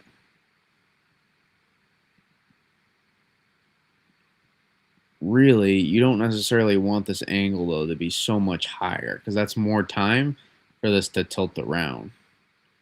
You really want to continue to shift. You see how the angle is like this? You want to shift it so it's a little bit more like that and that. So you can spin this around faster. That's what you're trying to do. You're trying to spin this around. This is why I've always said this is a high risk, high reward setup. This is not a slam dunk.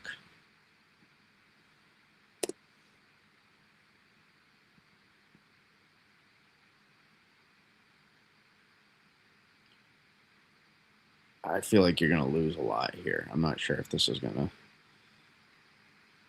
Let me see about the subtropical jet though. You do pull in more though, but you just don't get more to get out in front.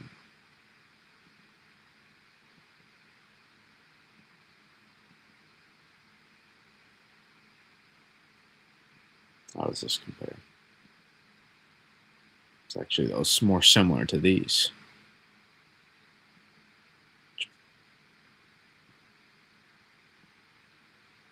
It's not that far off from that, so.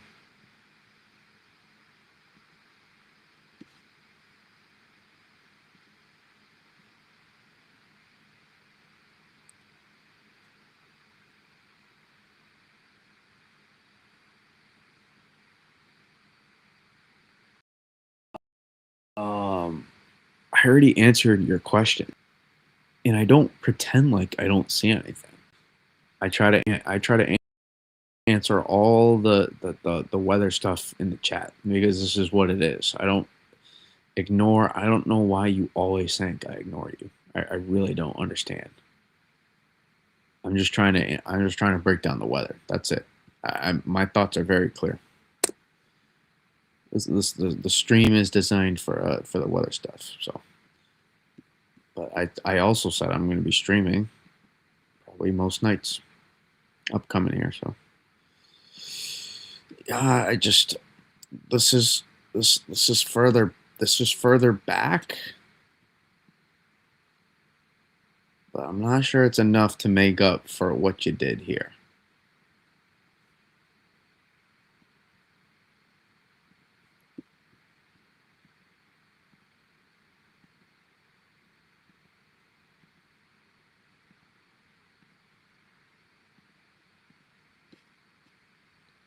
You see how this piece just presses down on this more here?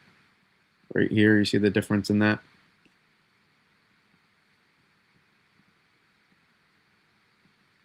Look at that.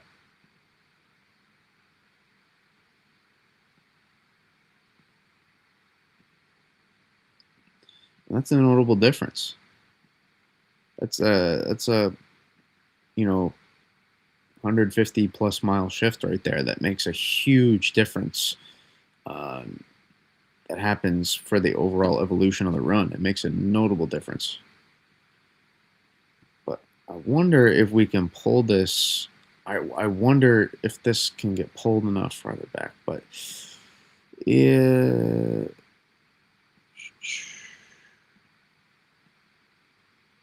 I do like the subtropical jet a little bit more, though.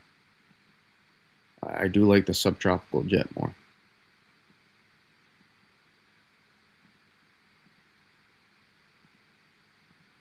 But since these height lines, it's almost it's harder to pull in if these height lines aren't rising. It's harder to amplify all this.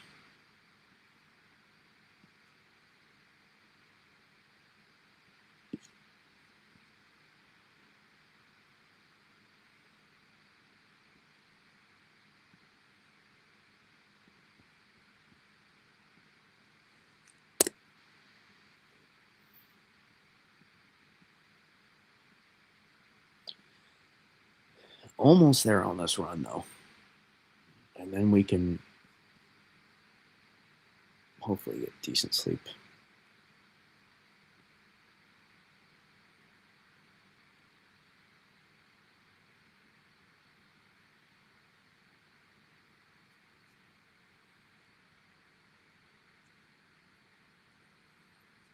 I don't think this model is going to tell us anything.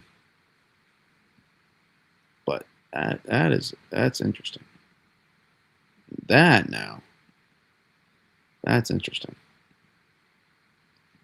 See the angle change? I'm not sure if our boy Rufus though is going to be able to give us any clues here. This is supposed to be the NAM's replacement.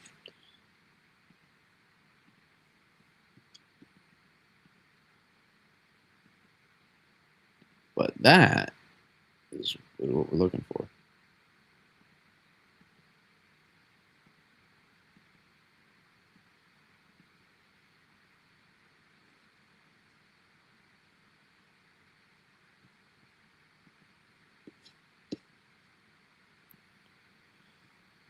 right, Namuel, let's go here.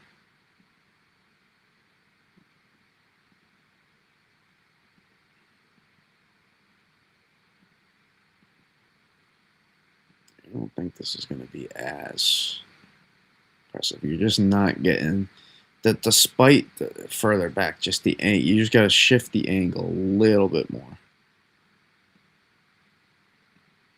Those height lines, but there's still the subtropical jet. Wonder if it's enough to help out here.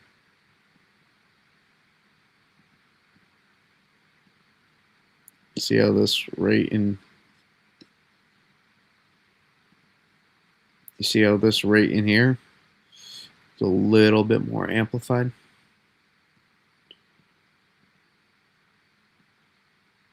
Right in there. Which this is going to keep changing.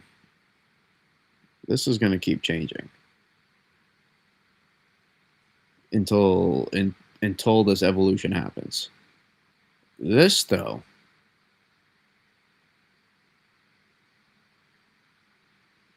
you know, having an active subtropical and more active the subtropical jet is, the better.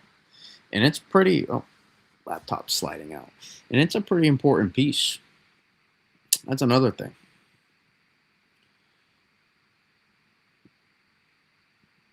Come back in a second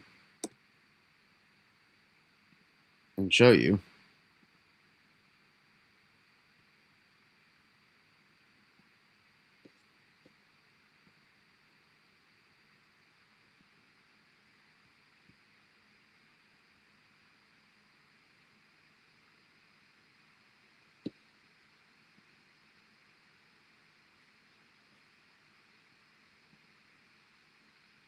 There's you see your subtropical jet right now? Rather active.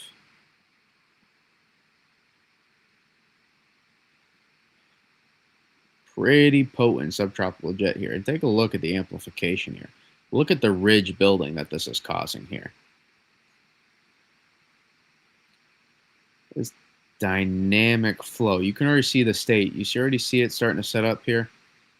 You can already start to see some of the tea leaves being laid out here. Let's see if anything stands out. Let's zoom back. Can already start to see. You see this?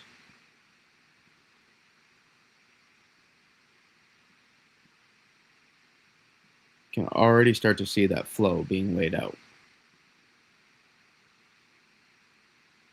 Here's your this is it right here. There's your storm. This is what's going to pinwheel around. But how this pinwheels is being dictated by what happens with this right here. But within that, you'll get shortwave still to roll through, more clippers that roll through that could produce some light precip, some light which would be in the form of snow. So keep an eye. I think there's like even a couple more that show up before then. Not super potent, but could drop some accumulation. It's not impossible.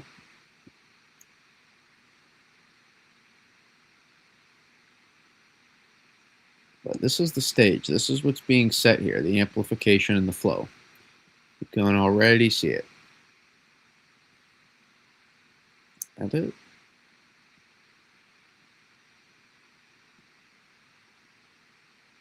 Some tea leaves, maybe already. The tea leaves we'd laid out. Now they're easier to lay out for the storms that go cross country. The storms moving from west to east. Those lines we drew out ended up being very close to what ended up happening. Very, very close. So we've gotten pretty decent at being able to do that.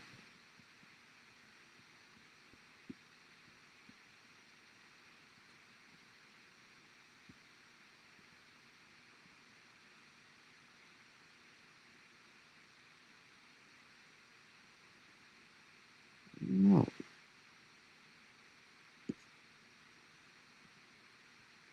There's some solid kind of amplification on that.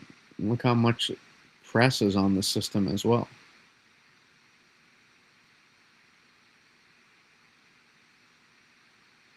Can already see the tea leaves being laid out for what's to come.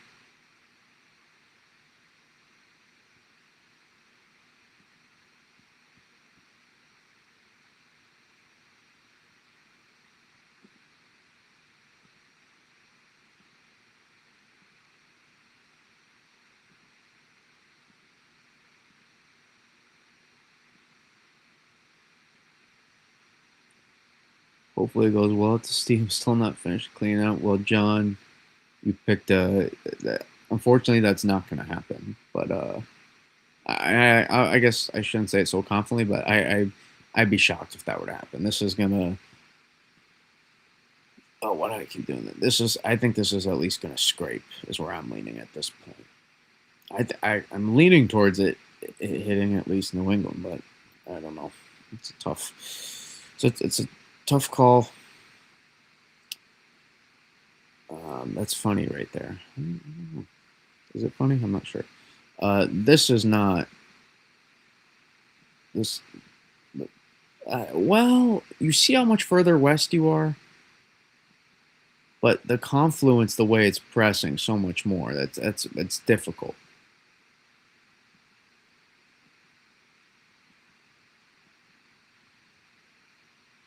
I wish you could see more beyond.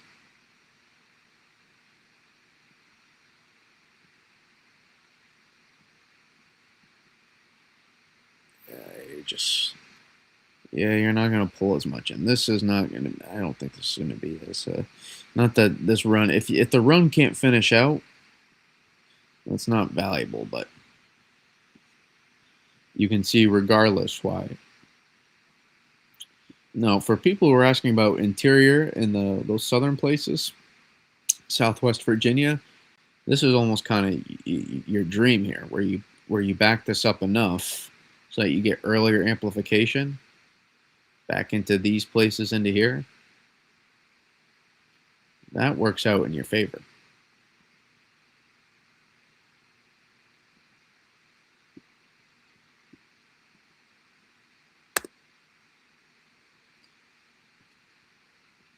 But the NAM kind of runs to the beat of its own drum here, so.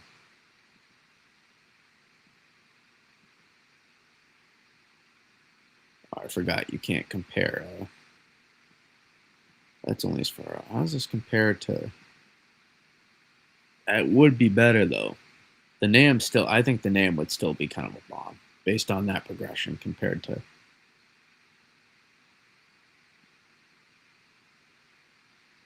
It's actually closer to the GFS, I think. And how does this compare to? It's not actually not so far off from the AIFS. It's actually not so far from the AIGFS. A little bit, though. Slightly further back. A little bit pushed. All right, that's all I got for tonight. I need to go get some sleep. Sleep deprived. So I appreciate everybody tuning in. And until next time, peace, everybody.